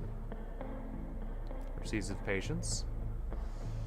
All patients go to the now go to the hospital, where anyone can have a chat with Reuben. Even if I fall short of him. It's believed that a good doctor should be at the clinic, get a misanthrope. Reuben is an excellent doctor. Eats. Now this is an interesting picture. Looks like someone's packing things here, but where are... Farewell note. This isn't Reuben's message. This is a step message. Nothing will happen if I take a look. Someone from the kin is asking Reuben to pass things to Barack. Forbids giving them to strangers. Some familiar name. Pass them through Reuben.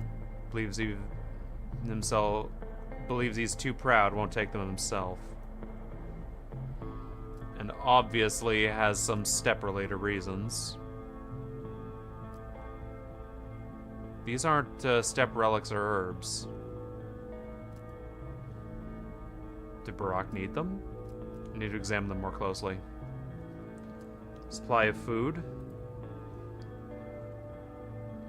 Enough, I see no. No, it's the steppe folk gathering food for Barack. Reuben stocked up on provisions? No, it's the steppe food gathering food for Barack. Wow, I would have loved that when I was fucking using Barack. That would have been so useful. Some steppe grandmother think he's too thin. My orders were that doctor should be provided for and wanting for nothing. Why do you need so much? In any case, this isn't the steppe folk concern. In any case, this is the steppe folks concerning about Barack going hungry. Need more time to think. Clothing and food.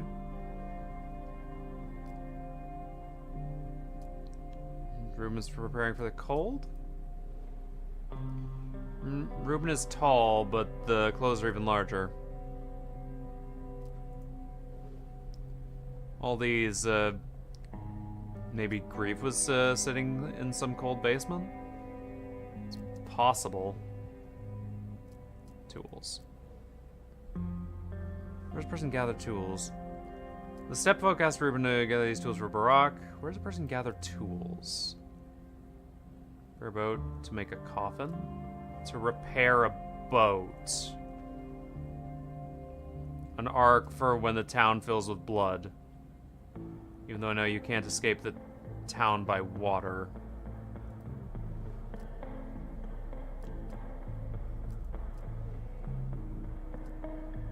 Barack? He broke something. He is restoring something. He's living somewhere where there's no tools. Strange that his father didn't leave him any tools.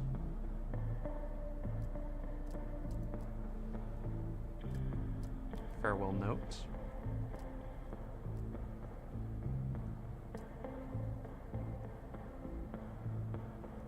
This isn't Ruben's note, it's a step message. Some familiar name. No, I don't remember. Forbids giving them to strangers.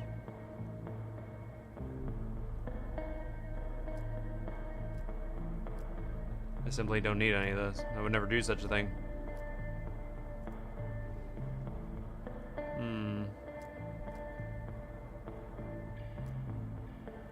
Something from the kin to pass to Barack. Passes them through Ruben. This one obviously has step-related reasons. Simple household belongings. Did Barack need them?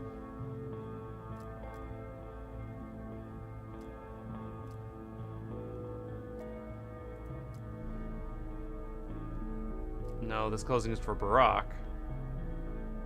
Did he travel light? Outgrew the clothes of his youth? Is he cold in the hometown? Did he travel light? At least the people of the kin believe the clothing would be useful to him. I'm ready to draw conclusions.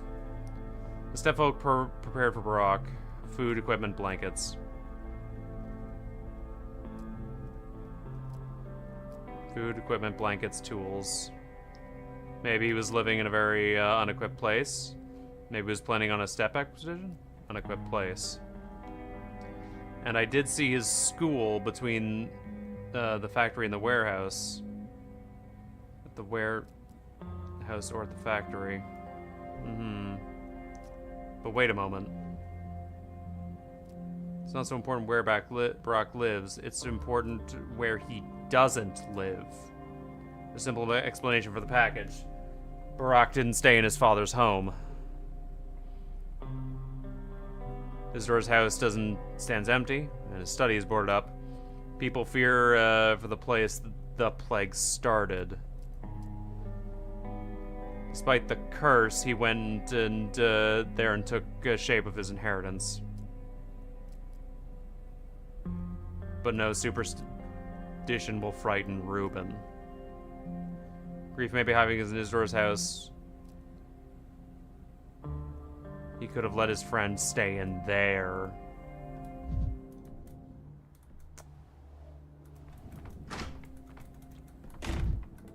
Okay. I do like these internal monologue sections. All roads lead to the house.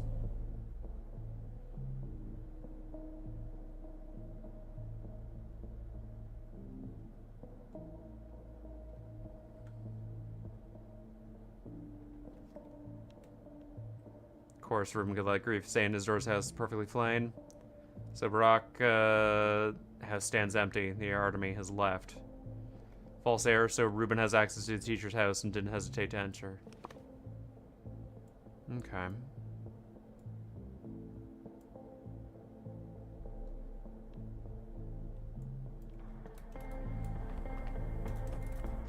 Let's get going.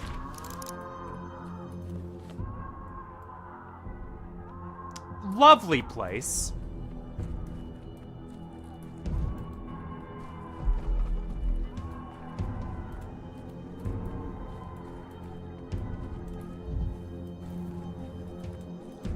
Should be able to actually just make it through the back streets. Back streets, back around. And That way I won't have to actually deal with any of the crazies who set up outs. Hey-hoo. Hey-hoo. Feels like I keep coming back to this old fucking place. This house that changes with reality. There he is! This place is open now, too. Interesting. Excuse me, I need to rob this. Bullets.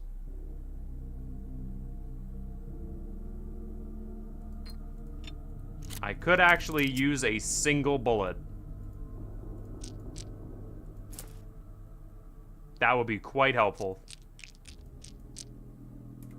Yo. I've heard of this love thing, alright? Yeah? Never seen it, though. Huh. Trip, trap, tip, trap. Who's tripping over my bridge? Can't hide anything from you, can I, Billy Goat? Have you come to honor late Isidore's memory? Came here to see you. They told me this place was like a can of meat. Secure, impregnable. Still, they come to, prostrate at my feet like I'm the governor. Quite some, or some quack ruling a hospital. It's still secure, don't worry. I found you through sheer luck. What you doing here? Looking to climb out of this hellhole, are you? What about you? Shouldn't you escape as well? No reason to keep lurking around in an abandoned house. Where would I go? This is my home. And home's where the heart is. Without it, I'm only a liver and a tongue. Heart is prone to disease, no organ is immune. You'll understand me, then. My home is elsewhere, and I shouldn't have left it. I need to return to my heart, so someone can stick a knife through it. That's all anyone's looking for these days. Bullets, morphine, escape. A triune, plague-ridden godhead. Nothing else worth praying to. Bullets and morphine would come in handy, too. Can't lend what I ain't got. I'm living like an orphan in an empty nest. I'd squeeze her through the eye of a needle without a fuss. It was worth a try, but you've already guessed what I'm here for. Only way you're leaving town is an engineer with a switchman and the governor all at once. An engineer, an engine's out there cooling, but you won't get it moving. And if you want to head for the capital, you'll need to switch the points before you hit a dead end. No, you're not going anywhere, lest the bachelor's in railway sciences. Oh! I'm sure I can figure it out.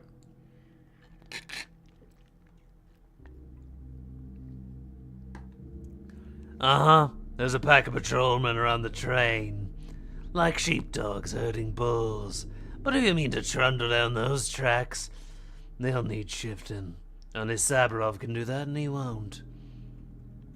I've been told there's a train engineer living in the steppe settlement. There is, but that's your business. Got it?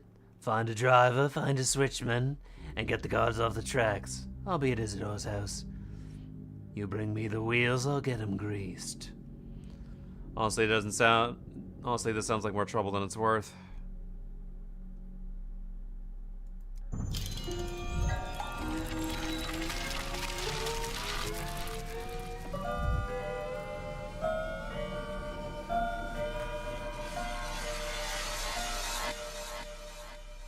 Dear God, okay.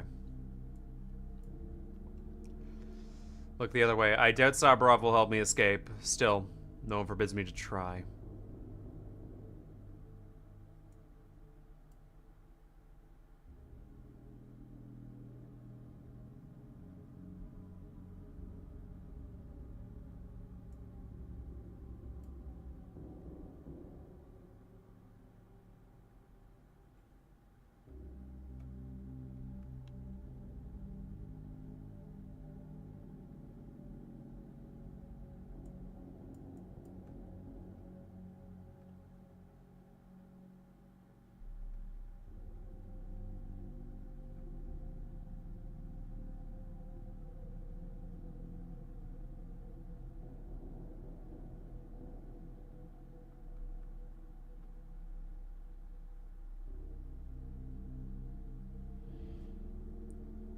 Where was...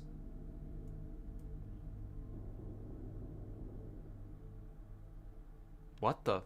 Brilliant mind. The Inquisitor deprived Victor Kane of conscience and reason.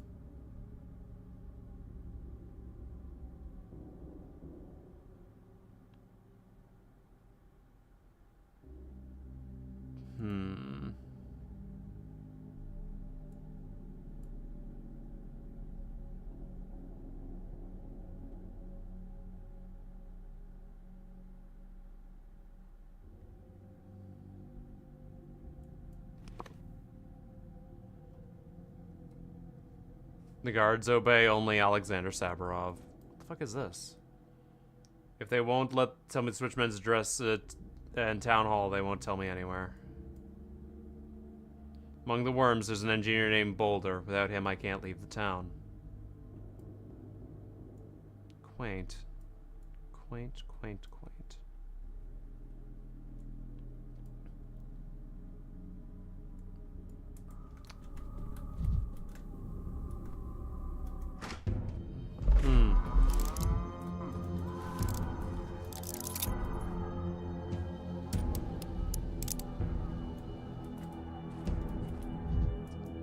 Alright, well, we got one bullet in the chamber. Back up. Back the fuck up.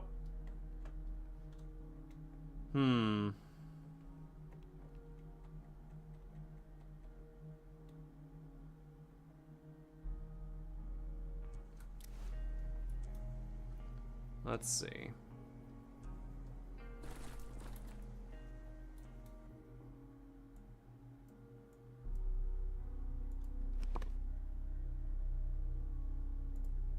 Right, let's check out our thoughts here.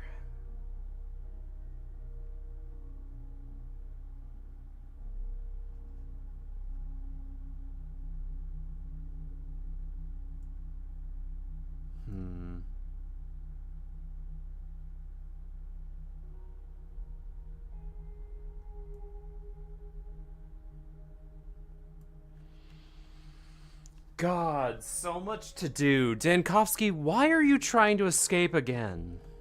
And why am I assisting you in this, for that matter? Right now, the railway switches lead to a dead end. They must be switched. The town's own engineer, Grief wasn't joking with me, was he? Locomotive can be found. I need an engineer. Okay. That... I'm worried about.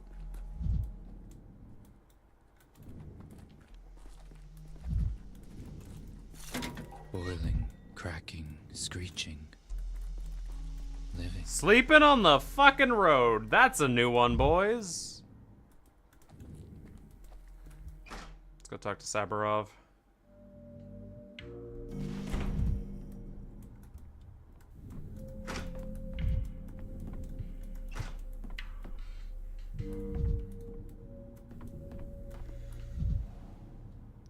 Morphine overdose, Saburov said. Hospital. It's my fault.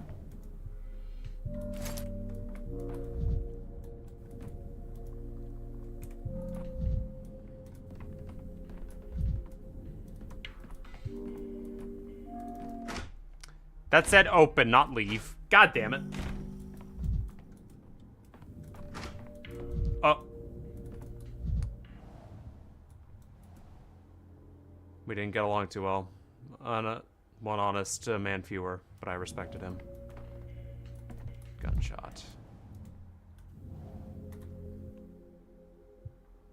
Saburov took his own life after all these calamities, his wife's death, and finally broke him.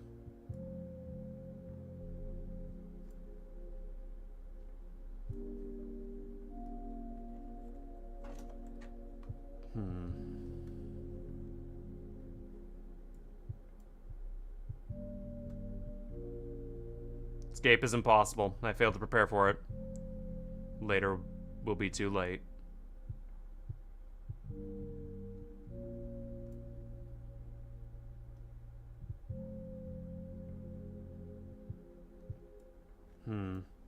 Okay, looks like we can't talk with him. Nope, looks like we gotta save his wife from a morphine overdose. Looks like a lot of things are...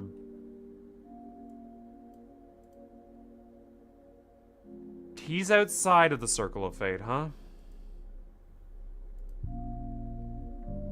Let me look at the people now. Ah. On day 7, arrived in town to save it from the plague. And beyond the board, we have Eva Yan, Spectre, Platon, Safia, Shabnak, the Rat Prophet. Aha, the Sabrovas are dead. Pieces.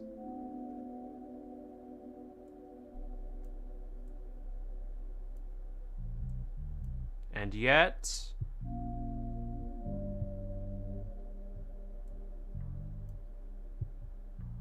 Where's Aglaya? Wait. Bacchio is on here? Okay. Good talk.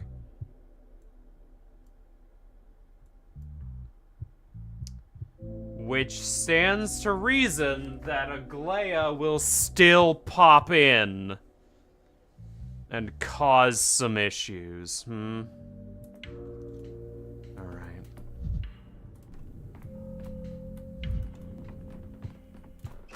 Okay.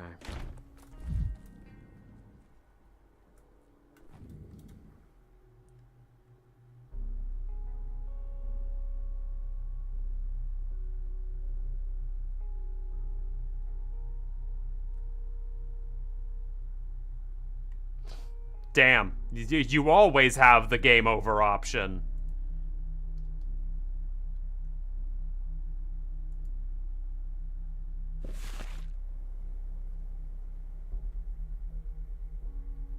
I should go back and save that, shouldn't I?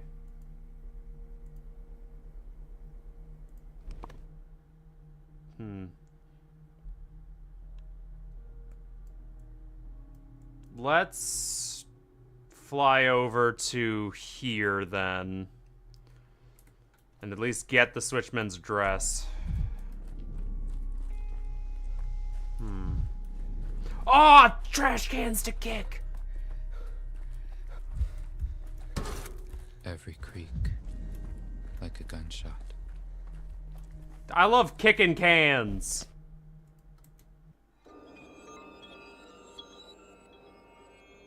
Why do I not like that sound?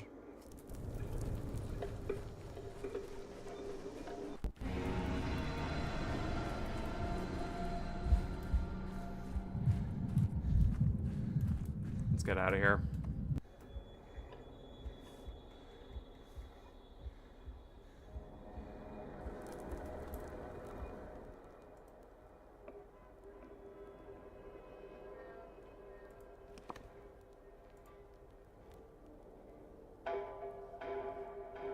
That's a worrisome moment. Okay, so we gotta... In order for this to work, we gotta keep jumping through time.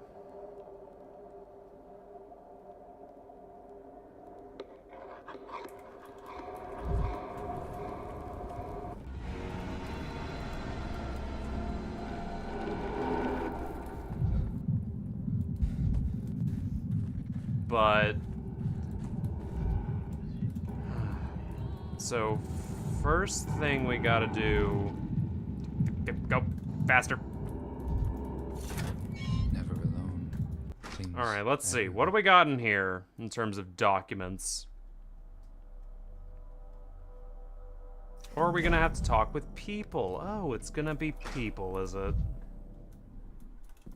What? Chest right there. Huh. Then I gotta go back to my home base and I gotta get a bunch of shit for reagent. I have enough nuts for the reagent. I'm gonna be fine. Can I assist you, Dr. Dankovsky? We're here for your brochure. What brochure? What are you talking about? Quarantine Code of Conduct. If you haven't received yours, I can give you one right now. I haven't remembered issuing such a decree. Oh, you didn't. One of the Inquisitor's orders. So I should have guessed. Yeah, bro, sure. I'm here on other business. So the Inquisitor is issuing decrees now. It's not a decree, it's protocol restricting sensitive information concerning the town. Whatever, I'm looking for a switchman. Do you have this in your records? According to the quarantine protocol, any information on lines of communication or railroad employees themselves is considered sensitive. Inquisitor Kaminsky's orders. I have learned that the switchman is ill. I must examine him as soon as possible. Who disclosed this to you exactly?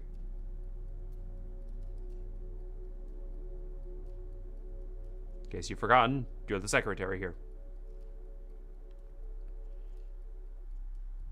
What does it matter? Oh, I'm just following protocol. Anyone demonstrating interest in the railroad must be reported to my superiors.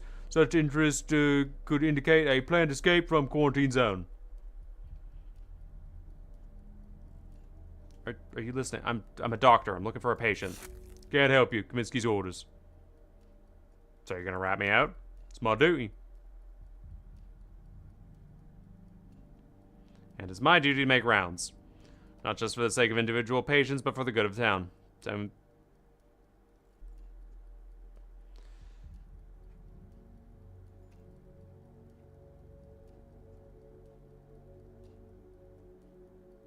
I'm done with this farce. I don't... Oh, do whatever. The switchman lives in the mall. House number 1.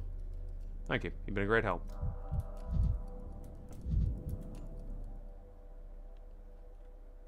I've already met the switchman, but where to find him?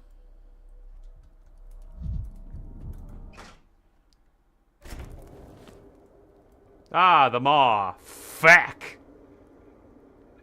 I'm going to quickly just run over to the Stillwater and buy a use my nuts to buy a bunch of bullshit.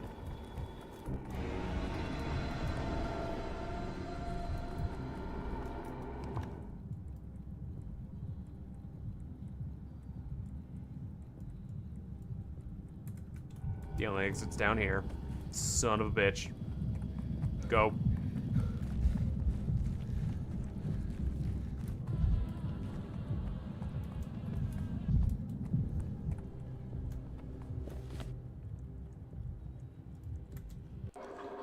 Oh, back to the Stillwater. Let's go.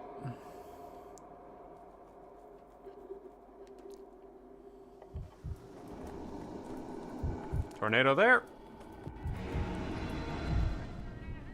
Yeah, tornado.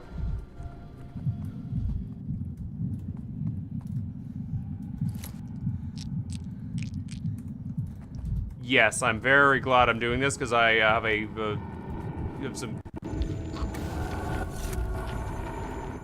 Oh, I got some copious amounts of nuts that I must use.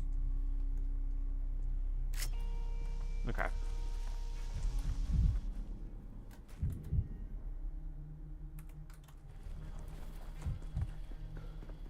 Let's go.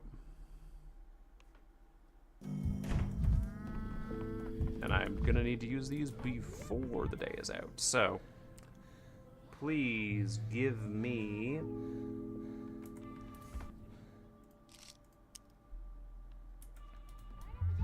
Okay, so 1426.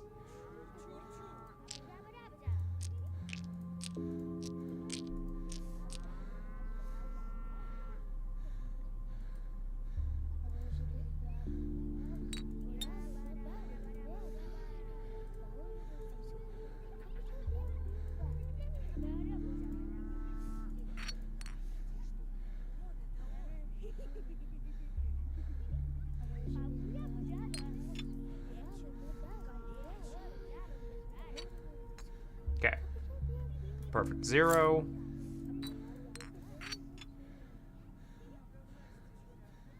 So I'm gonna be making these into a thing.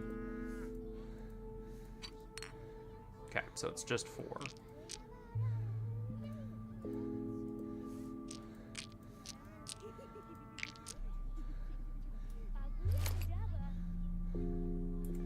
All right.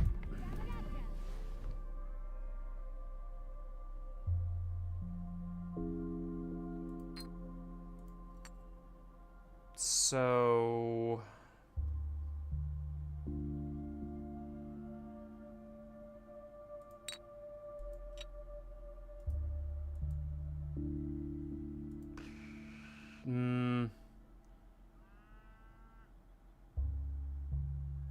Let's keep that in my pocket for now. What do you got for me? Herbal mixture. Stretching crystals. Stretching crystals. Give me that. Should be useful for something. Let me mix some medicine. What do we got for stretching? Poison, which means medicine. Those work as a small stimulant, and okay, I don't need to make the medicine. Page 2. Yes, recipe.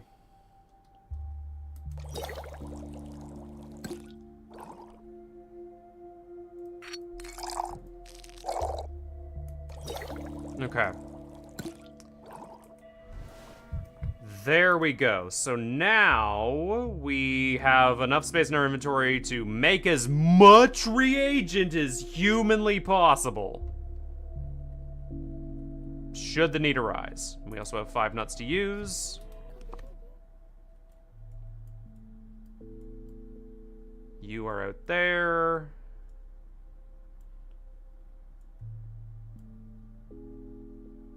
So let's go see the switchman.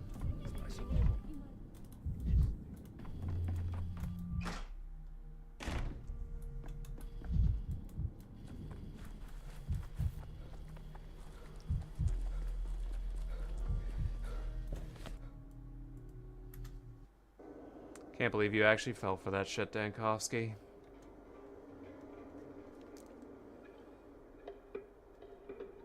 Can't believe you actually fell for his bull. Technically, I fell for his bullshit.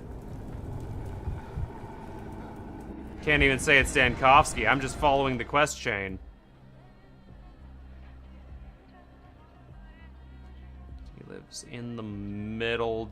I've been to that house. That was the piano house.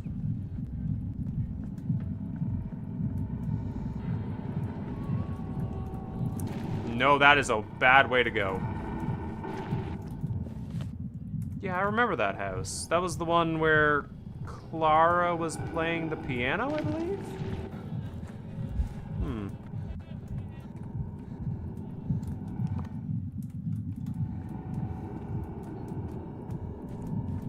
Yeah, I don't need to push that. I'm fine. Just down here. Get away from the tornado. Then in here. Let's go see what this guy's up to.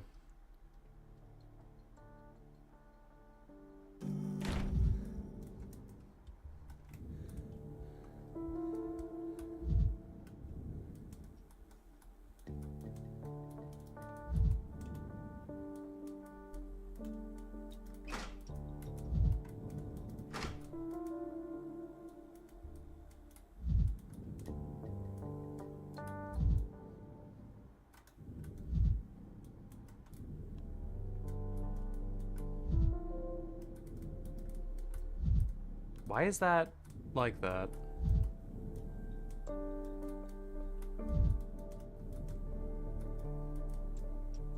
Why is this like this?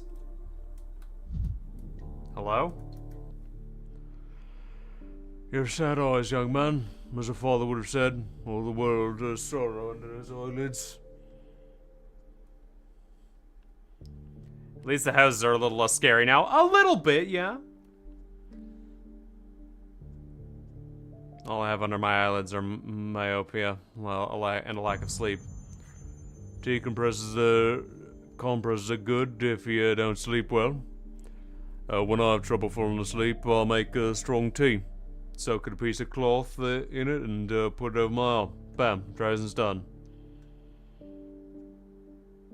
Thanks for the advice, but that's not what I'm here for. I only get drowsy from unsolicited... These are both asshole. Dankovsky... Need you to throw the switch between the tracks.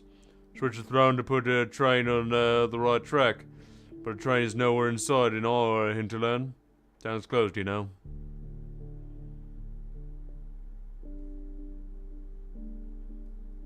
Yeah, there's gonna be a train soon. Out of your hinterlands and all the way to... I'm looking for a lever that switches the dead-end track to the main one. What are you saying? They're lifting the quarantine? Rest assured, I'll throw the switch as soon as town hall instructs me to.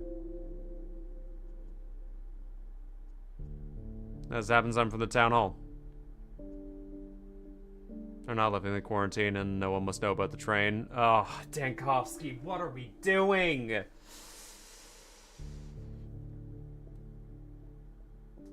This man's done nothing to earn my...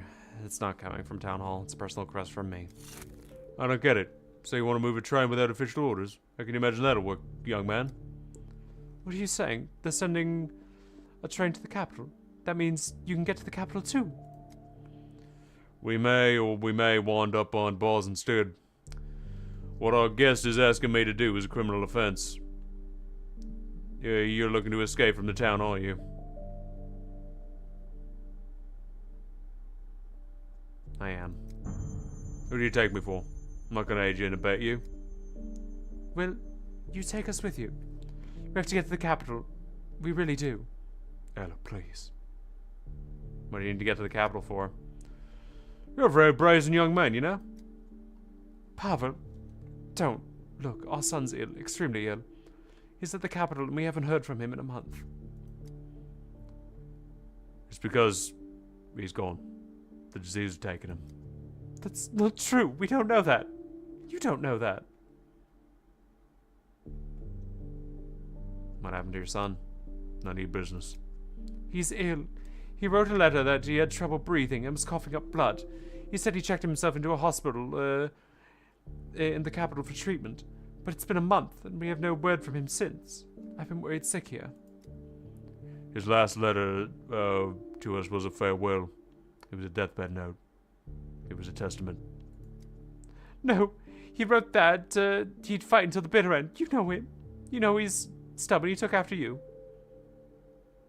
May I see the letter? Why? You're gonna touch it with your fingers and say which side of the death the sender's on? Unbelievable, these people won't even let you grieve your own son in peace. You just have to pick my soul apart too, the physical too. If you help me make a break for the capital, I'll find your son. I know many good doctors. I can arrange for him the most state-of-the-art treatment. Thanks, but I'm still coming with you. We're coming with you to see our child with our own eyes. Put our arms around him. Ella, stop. I won't budge until I'm shown proof that Sonny's alive. I'm not going anywhere to find him dead. He would kill me. Grace. You should have asked our cemetery caretaker. She can hear the dead and knows everything about them. She'll tell you that Sonny isn't among the dead. If you believe Grace can hear the dead, why haven't you asked her about your son yourselves? I don't need to hear her. I already know. I feel it. Pavel's the one being stubborn. He wants proof, but he'll listen to Grace.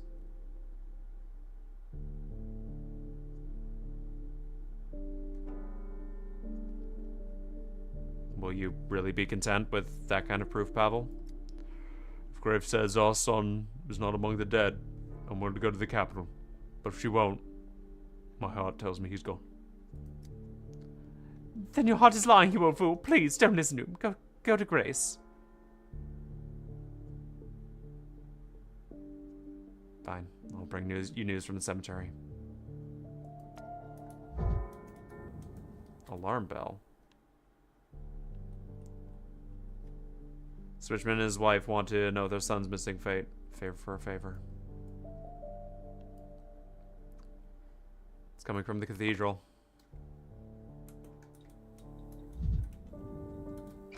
Let's go to the cathedral. What is the thoughts menu? Oh my god, I'm so confused. Well, I'm so glad you asked, Kyrie. So, this is the 12 days of Pathologic. And each day, you have a series of quests you have to do. all leading from one point to another. If you start here, you go to the other place, you go to this, then this, then this, and you keep going down the line until you get to the end results. I'm trying to save the town from a plague, and I'm dealing with some obnoxious bullshit. Welcome to the Bachelor's Bullshit Agenda. We must go back in time and stop a motherfucker from burning something. Okay. And while we're doing that, the plague is causing tornadoes to appear. Hello, sir. Fuck. That person was real. Up. I do not want to take damage from that. Let's go see what the hell is going on over here. Whatever this bell does. And I'm sure that the Shabnak won't fuck me up.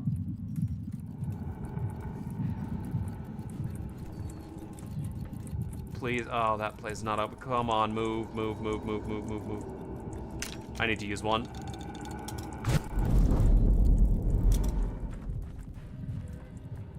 Alright.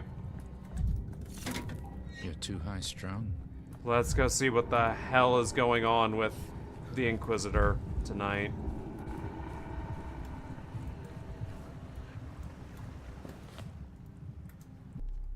Oh. It made my head hurt. Welcome to Pathologic. This is the third game.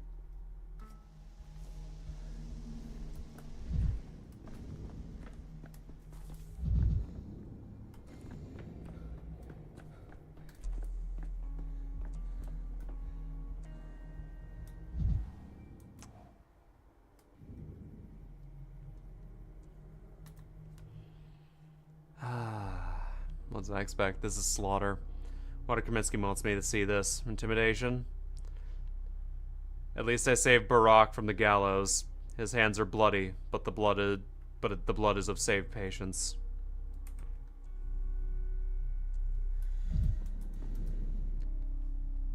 The hanging judge. They don't call him that for nothing. Why, oh why did they send us... Why didn't they send us Inquisitor Orf? Orf would have sorted all this out completely. By the book. Orf would have given us real justice, not this mess. He's doing it right, I tell you. What's wrong about it, huh? I've been saying for ages, folks around here just don't understand nothing but axes and nooses. Let them all watch. Maybe they'll finally see what's what. And you've wriggled your way out again, haven't you, you little weasel? Your partner's in crime hanging, swinging in the breeze, and everyone's still walking free. Mark my words, the Inquisitor will get to everyone. Everyone who's guilty will get a necktie. Necktie, huh? Let's say call nooses after a paper revolt. It seems we've learned precisely nothing from those events. You seem way too excited about this. I guess they'd never hang you, huh? Why would they? I'm with them. They don't touch their own people. Have you heard of the paper revolt? The whole thing? Well, they brought on themselves. Who in their right mind would raise hands against his superiors? Well, that's why they're hanging. Traitors. You should try reading the book sometime. Just know your history. Might do you some good.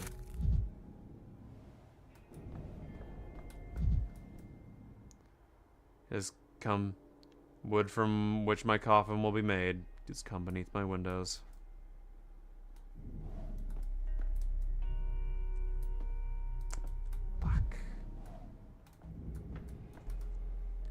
Andre, seems like death could never take him. He lived as though he didn't give a damn about any of the laws, or of nature, or the state.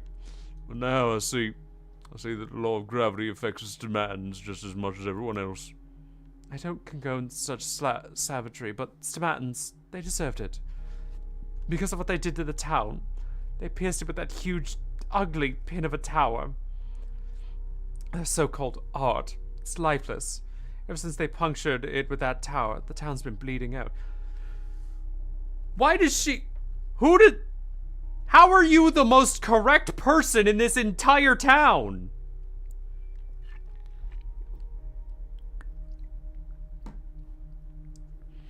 Wasn't that pin of the tower commissioned by the Canes? Shouldn't the Canes be held responsible? The tower was a mistake. The Canes wanted the town to be reborn. They wanted to break free of its cocoon, to spread its wings. They were looking for a way, but the Stomatin Tower that ultimately doomed the project. It pinned our butterfly of a town to the ground forever. That's my opinion. I gather the locals still see the town in different ways. For some, it's a bull. For others, it's apparently a butterfly. So what is it for you?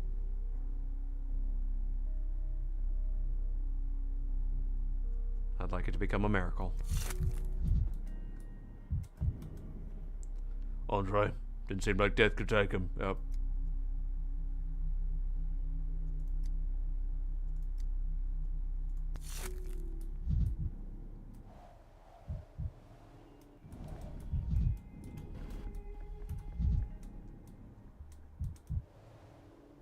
I need to be a bit more, I need to be a little less manic. Thank you very much.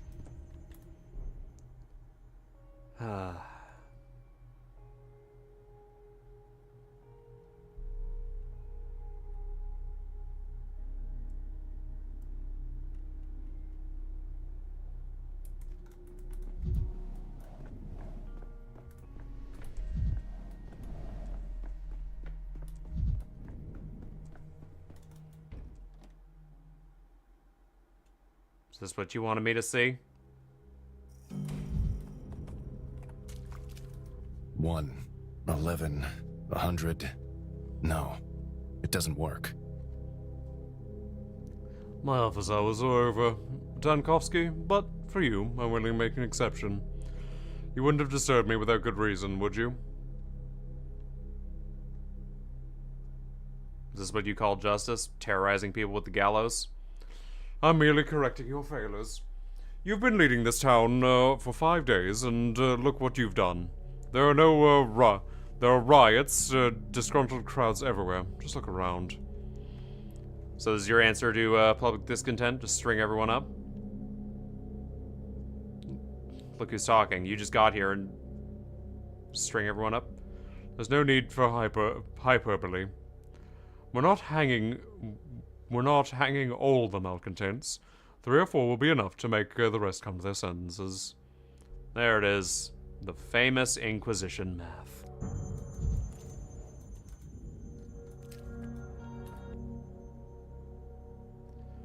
Guide of Earthly Wonders. At least I saved Barack from his bloody gallows. Yup.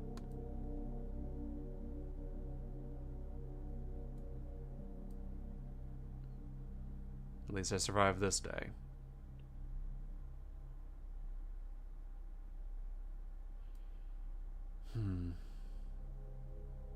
All right.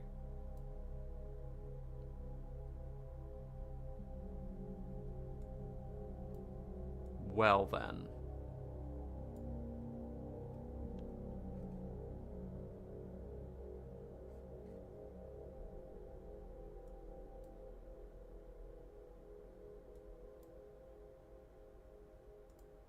In that case...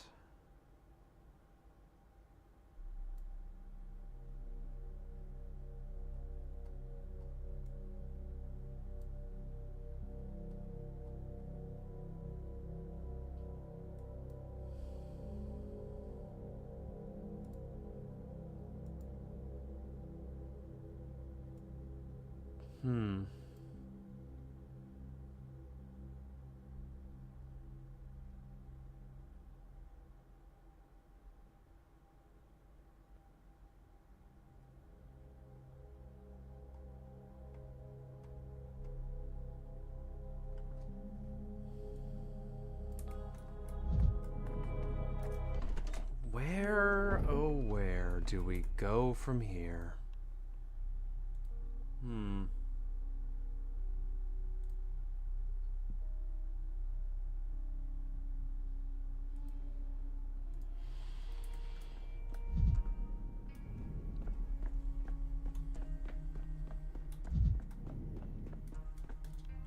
How's my inventory looking? Perfectly fine.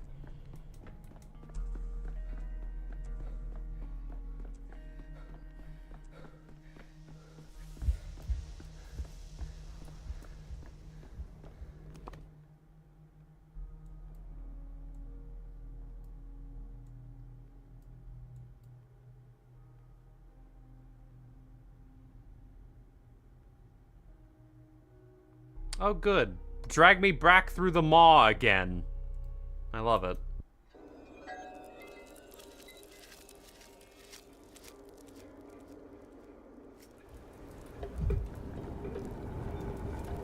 Alright.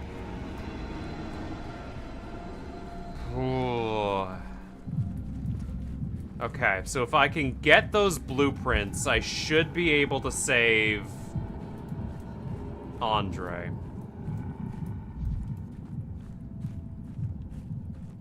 Or I should be able to save both the demands if I can get those damn blueprints. I could use some quiet. Fingers crossed if I can actually save them, though. I'm hoping. I'm hoping beyond hope. I like those two. And something tells me I'm gonna need both of them alive.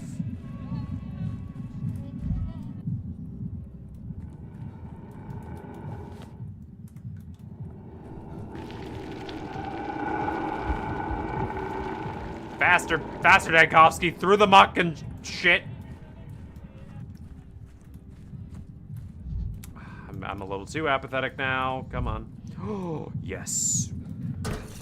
As if things are animated. That's fine. I can lose health now. I'm about to end the day, and health don't matter at the end of the day. Because if there's one thing that's good for me, it's that the Inquisitor doesn't know I'm above time.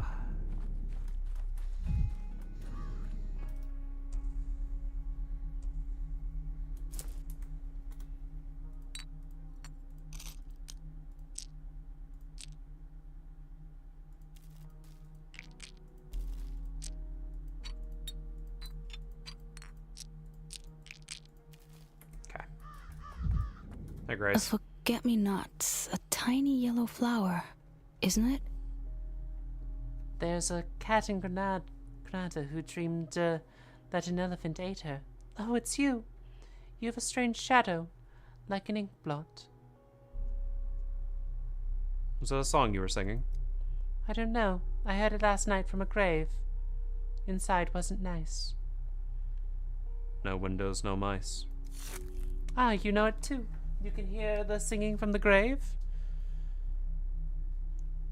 I don't just hear it. I see it well. The dead look like shadows to me. They're cross with you. You had dead people burned, and you can't do that. It's wrong. Fire doesn't just take the body, but the soul as well.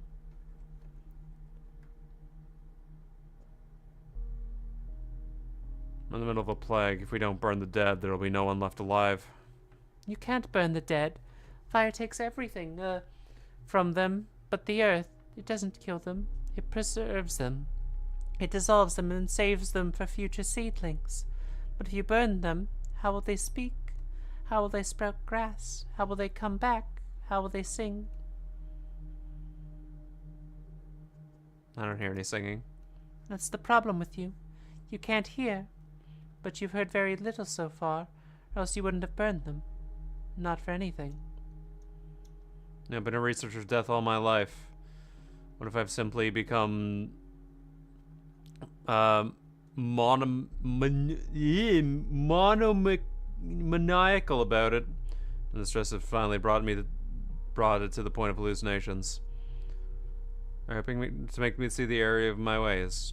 Do you think singing in the graves will charm me into abandoning disease control? You ought to listen to the dead more often. Then you'll understand. It's very easy to do a cemetery. You have to focus. Get rid of random thoughts. Take a walk amongst the graves. I might give it a try when I have the time. Which, right now, I don't. I must find out as soon as possible if the Switchman's son is dead or alive. I'll help you. I'll tell you the truth about this Richmond's son, but in exchange, you'll listen to the dead yourself. And maybe finally realize what you're having done to them. There's no way to treat them.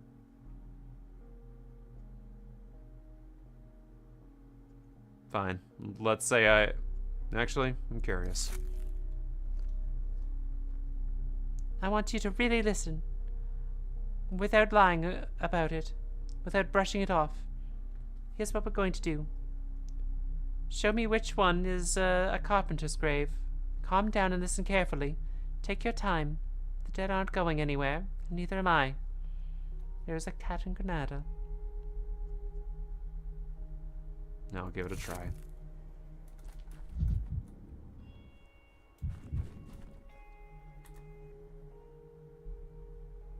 Test, huh?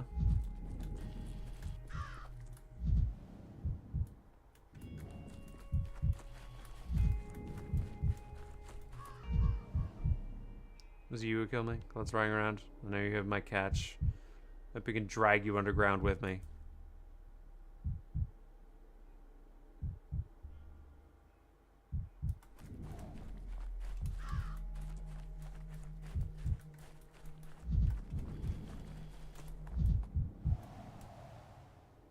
The elephant ate the cat tree. The cat had a terrible dream, and now she's forced to live in the elephant's belly. Oh, that's the one.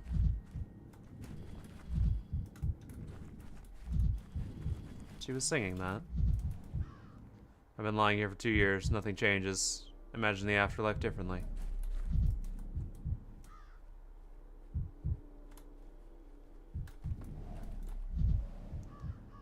Please, just a little Twywing. Pour some Twywing on me. It's so cold. I need to warm up.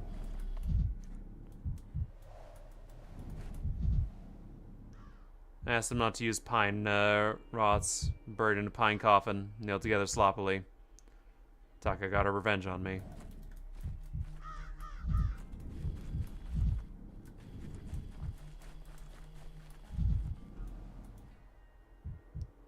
No peace even in the grave. Could you keep it down? Girl, please be quiet. Been singing for 3 days now.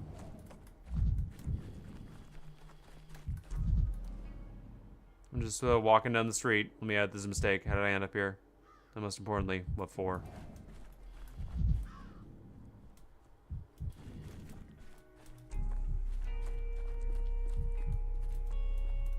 If it's rough, as touch, have you learned the new songs it's of safe dead? to touch. Have you found a If carpenter it's in the choir? smooth as bone, I have. leave it alone. I knew you could do it. Listen to the dead more often. Listen to them closely. If it goes on like this, I'll take your job from you soon.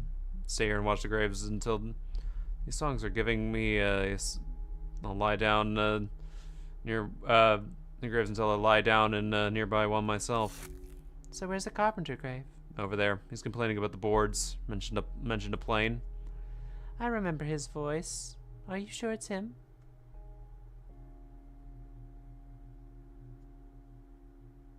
Yeah. Such a shame. What's wrong? Am I mistaken? How can you be mistaken about this? You're not very bright, are you?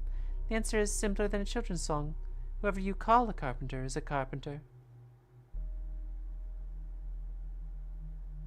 What was this even for, then? This whole game about me looking for the right grave. You've come to find out about the switchman's son, but I can't hear him. He's very far away, and if a dead man's far, then even the earth can't carry his voice, though... through. But that doesn't matter, not for you. Like with the carpenter. Alas, the switchman will only be content if I tell him his son's alive, and with full confidence, too. He doesn't want to torture himself with empty hope. But it's so simple. You choose it, like yourself. If you tell them he's alive, that means he's alive. If you tell them he's dead, that's how it'll be. Perhaps, and then what? I promised something to the switchman, and that means he'll face the truth sooner or later. You're doing it again, Daniel. Thanaticus research could have been vastly more illustrious had you abandoned this characteristic sepsis of yours. Your stubbornness is worse than blindness. The blind cannot see, but the stubborn refuse to see. Why are you refusing to yet again? Sapir atu, Daniel. Simon? What's wrong? Have I scared you? It's just like you were talking with a different voice just now. I don't know. Either you imagined it or I felt dizzy for a second there. It's the step air, especially hypnotic here in the cemetery. I can't believe it. Did that really happen? No, no need. You better hurry back to the switchman. Decide his son's fate on your own. Thank you. Something feels right about this.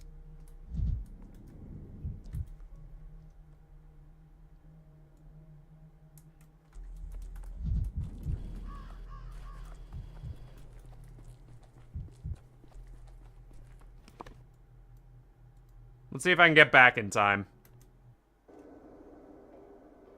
The answer is most likely no.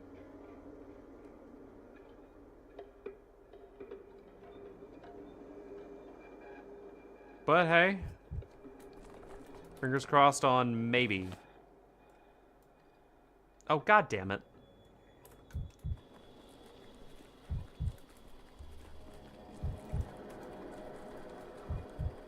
Get to the train tracks and go.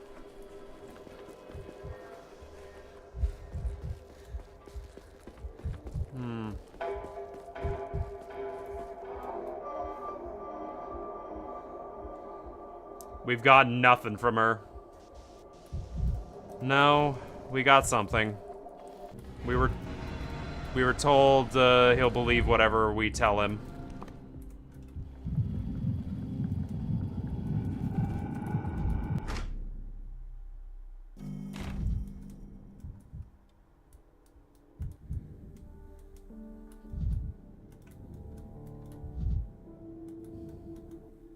You're back.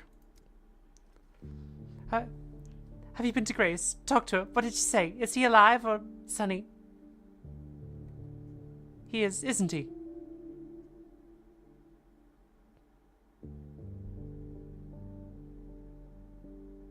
She doesn't know. Unfortunately, neither do I. How can that be? Doesn't Grace hear the voices of the dead? She is, but your son is too far away. She can only hear those who are nearby.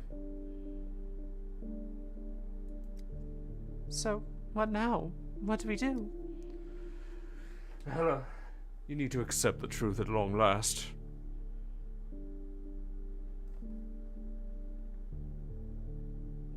Damn it, Dankovsky.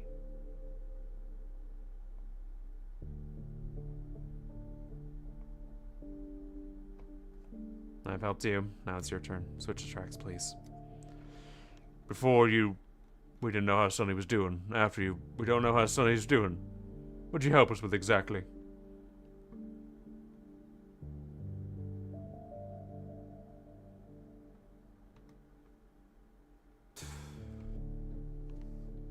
Dankovsky, we both know this is a fruitless effort. Let it go.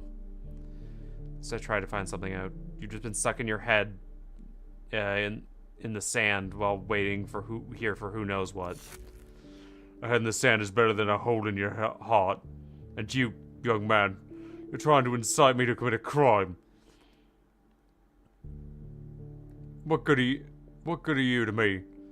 If they throw you in a cell, you ask me to pay quarantine and that won't happen.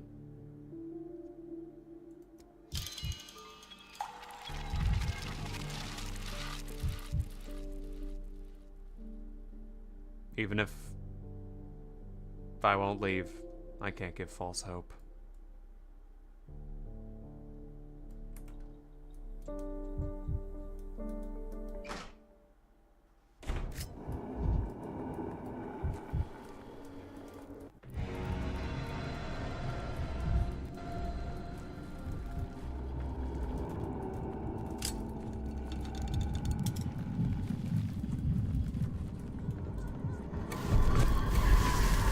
Jesus, she came down a swinging. Holy shit, dog. Chill. Dear God.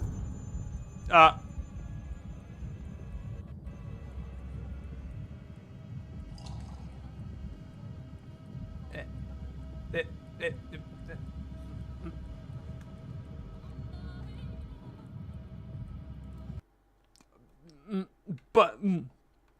Oh. I see.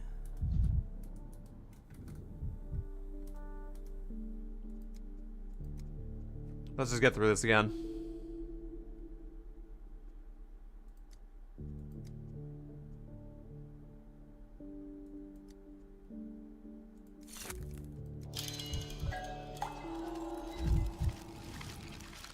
I won't lie to them.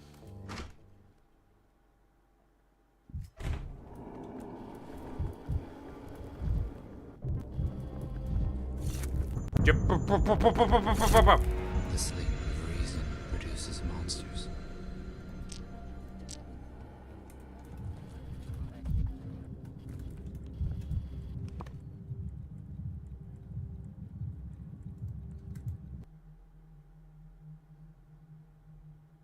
This is so much easier than...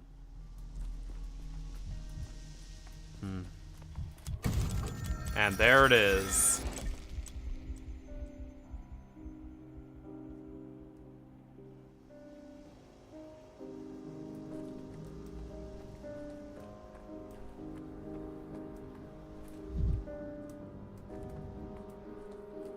Right. Where are we? Act -1. Scene 9.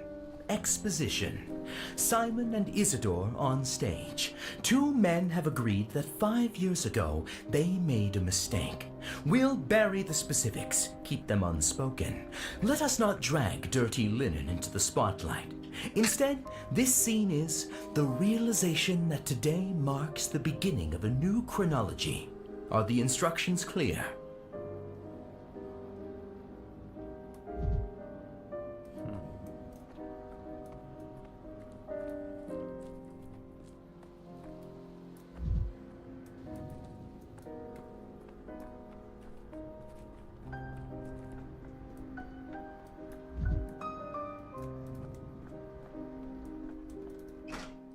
How quaint.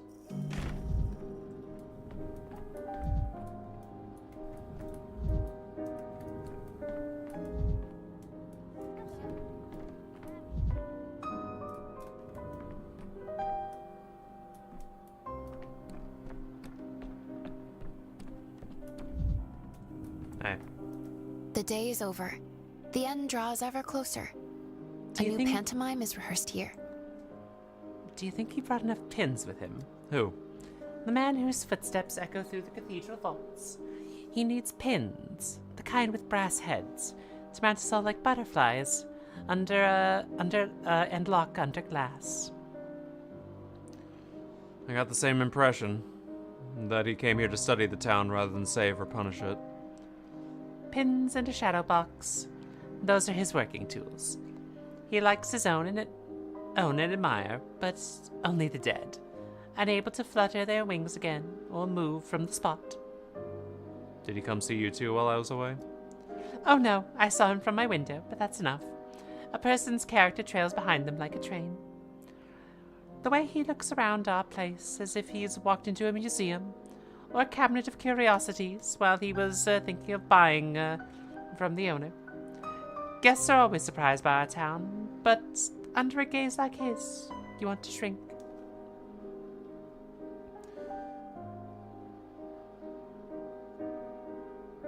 You're right about the cabinet of curiosities. He spoke to me about something like that. He's interested in what he calls impossible objects. Hardly a museum. Kemsky wants to poke the exhibits with sticks and... I'll stop him. But he already has, not me, to the whole town. I remembered. It's called a killing jar. A box or a glass vessel with a rag soaked in poison inside to kill an insect without damaging it, so it looks beautiful under glass. That's how it felt to me too. When he forced me to participate in judging others, like I was suffocating. Today, some whispered that he excited you, that he executed you, while others made you an inquisitor. Tell me, do you feel like you're under glass? Yes, and it's not just Karmsky watching me from the other side of the glass, but the whole town, wondering if I've become an agent of the Inquisition. I pity you. Almost as much as I pity our cathedral. Do you think the cathedral will be harmed by Karminsky sitting up there? Haven't you noticed? The most important thing was driven out of the cathedral today. It's been so unlucky for him. It's been so unlucky from the very beginning. Fark had built it so long ago and struggled and doubted. And when it was finished, on the very first day, the stained glass shattered. The hulking mass made a rather unsettling impression on me from the start. It fascinates me, almost as much as the polyhedron. You know, while Peter and Andre were searching for an entirely new, unprecedented forms, Fark had suddenly decided to turn to an old one. He learned of a writer who, in our day, wanted to repeat an ancient novel about chivalric romances, word for word, to write the same thing, but in his own hand. The hand of a modern man. Wait. You can make out some old cannons in your cathedral, but it's hardly an exact copy of what was built before. To build a cathedral like those of old, you'd have to live, feel, think, like people from another time. And Fark had set out to do just that, but halfway through, I still don't understand whether he changed his mind consciously or lost to himself, failed to carry out his own design. So who knows whether Fark had succeeded at the cathedral or not. Such a design must have interested Simon, in an attempt to become a person of another time.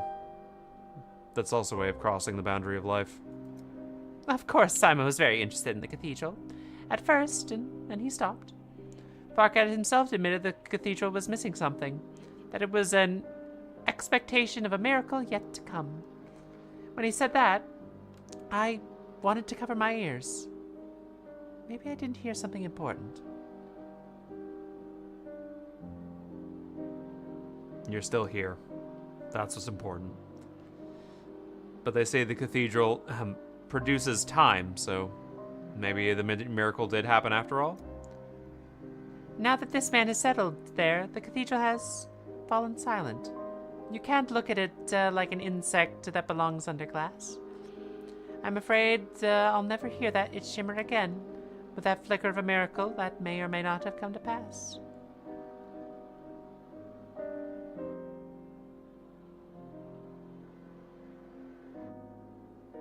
Kamsky will leave. We just need to finally defeat the plague and he'll leave. He has no reason to stay.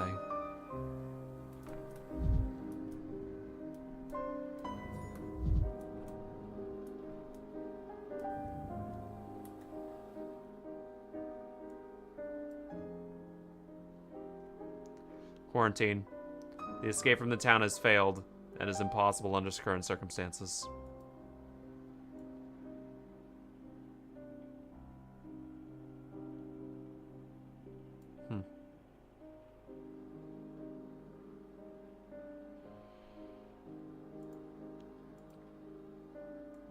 In that case,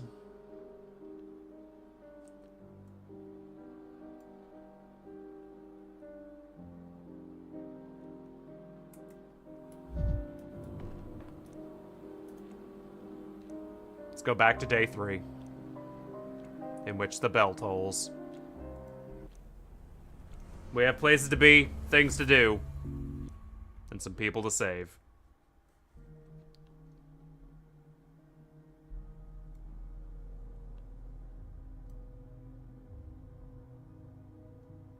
Kane's flat refused to agree with, maybe I didn't try hard enough. Need to get out of Yulia. I didn't believe I could succeed, but she's grateful that I tried to help her. All the way back here, huh?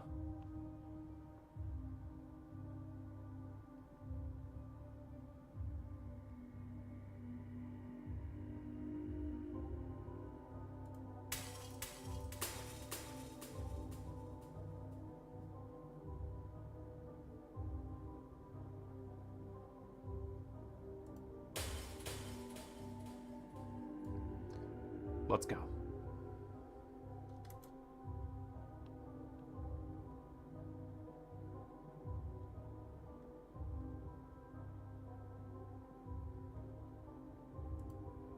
Let's go.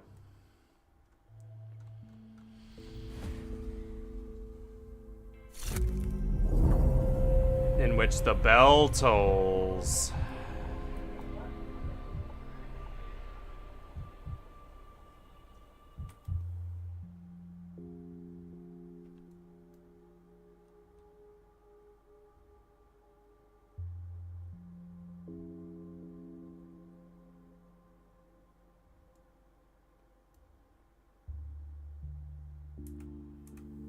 And with that, we'll call it a day.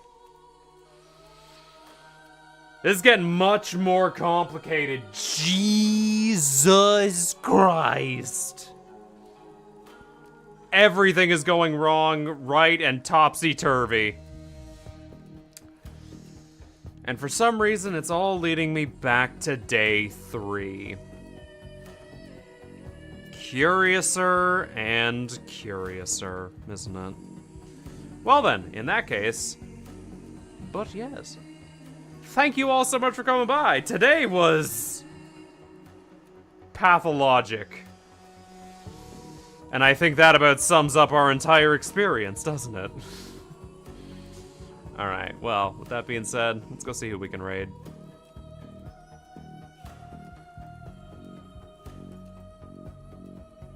Let's see. Today was definitely a busy, busy day.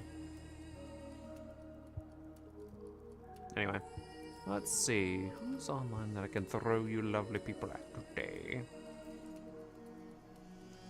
I'll throw you over it. Don't get many chances, well, I haven't gotten many chances to raid Kyrie, but yes.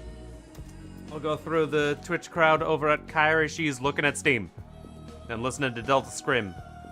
So yeah, take care, everybody. Was a day and a half, and I will see you all in the next one. Bye bye. Bada bing, bada boop, bada hop, bada.